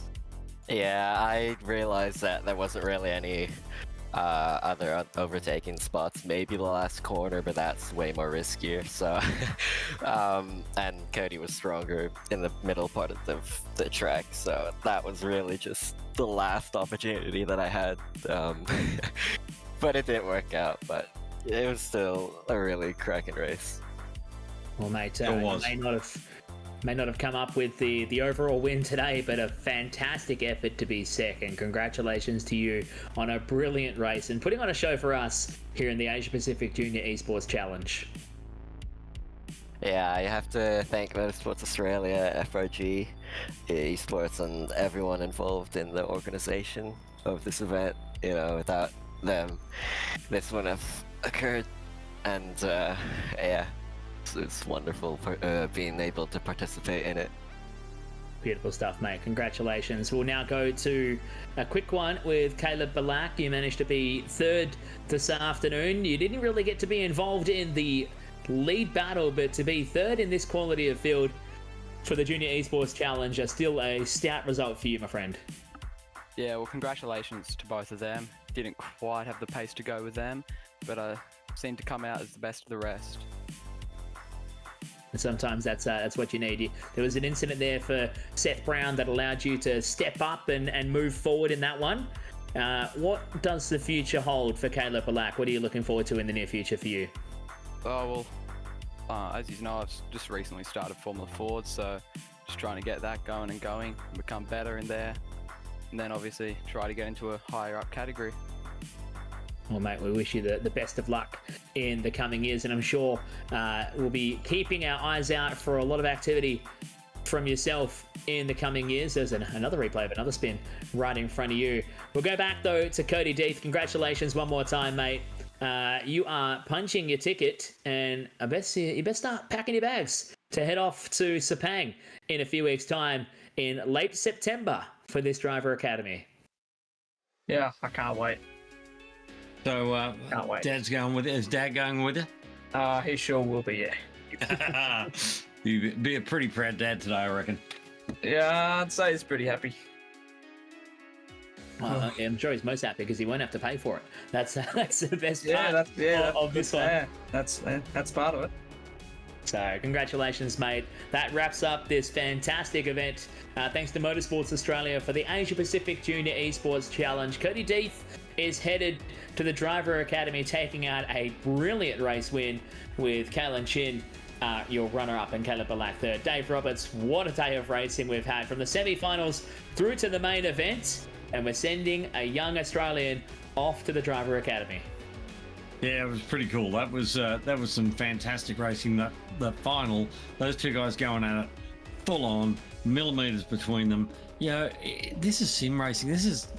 We never had this before. You know, this is something completely new to motorsport. As I said, I keep saying there's new grassroots of motorsport, and it really is. But gee whiz, there's some talent on show out there today.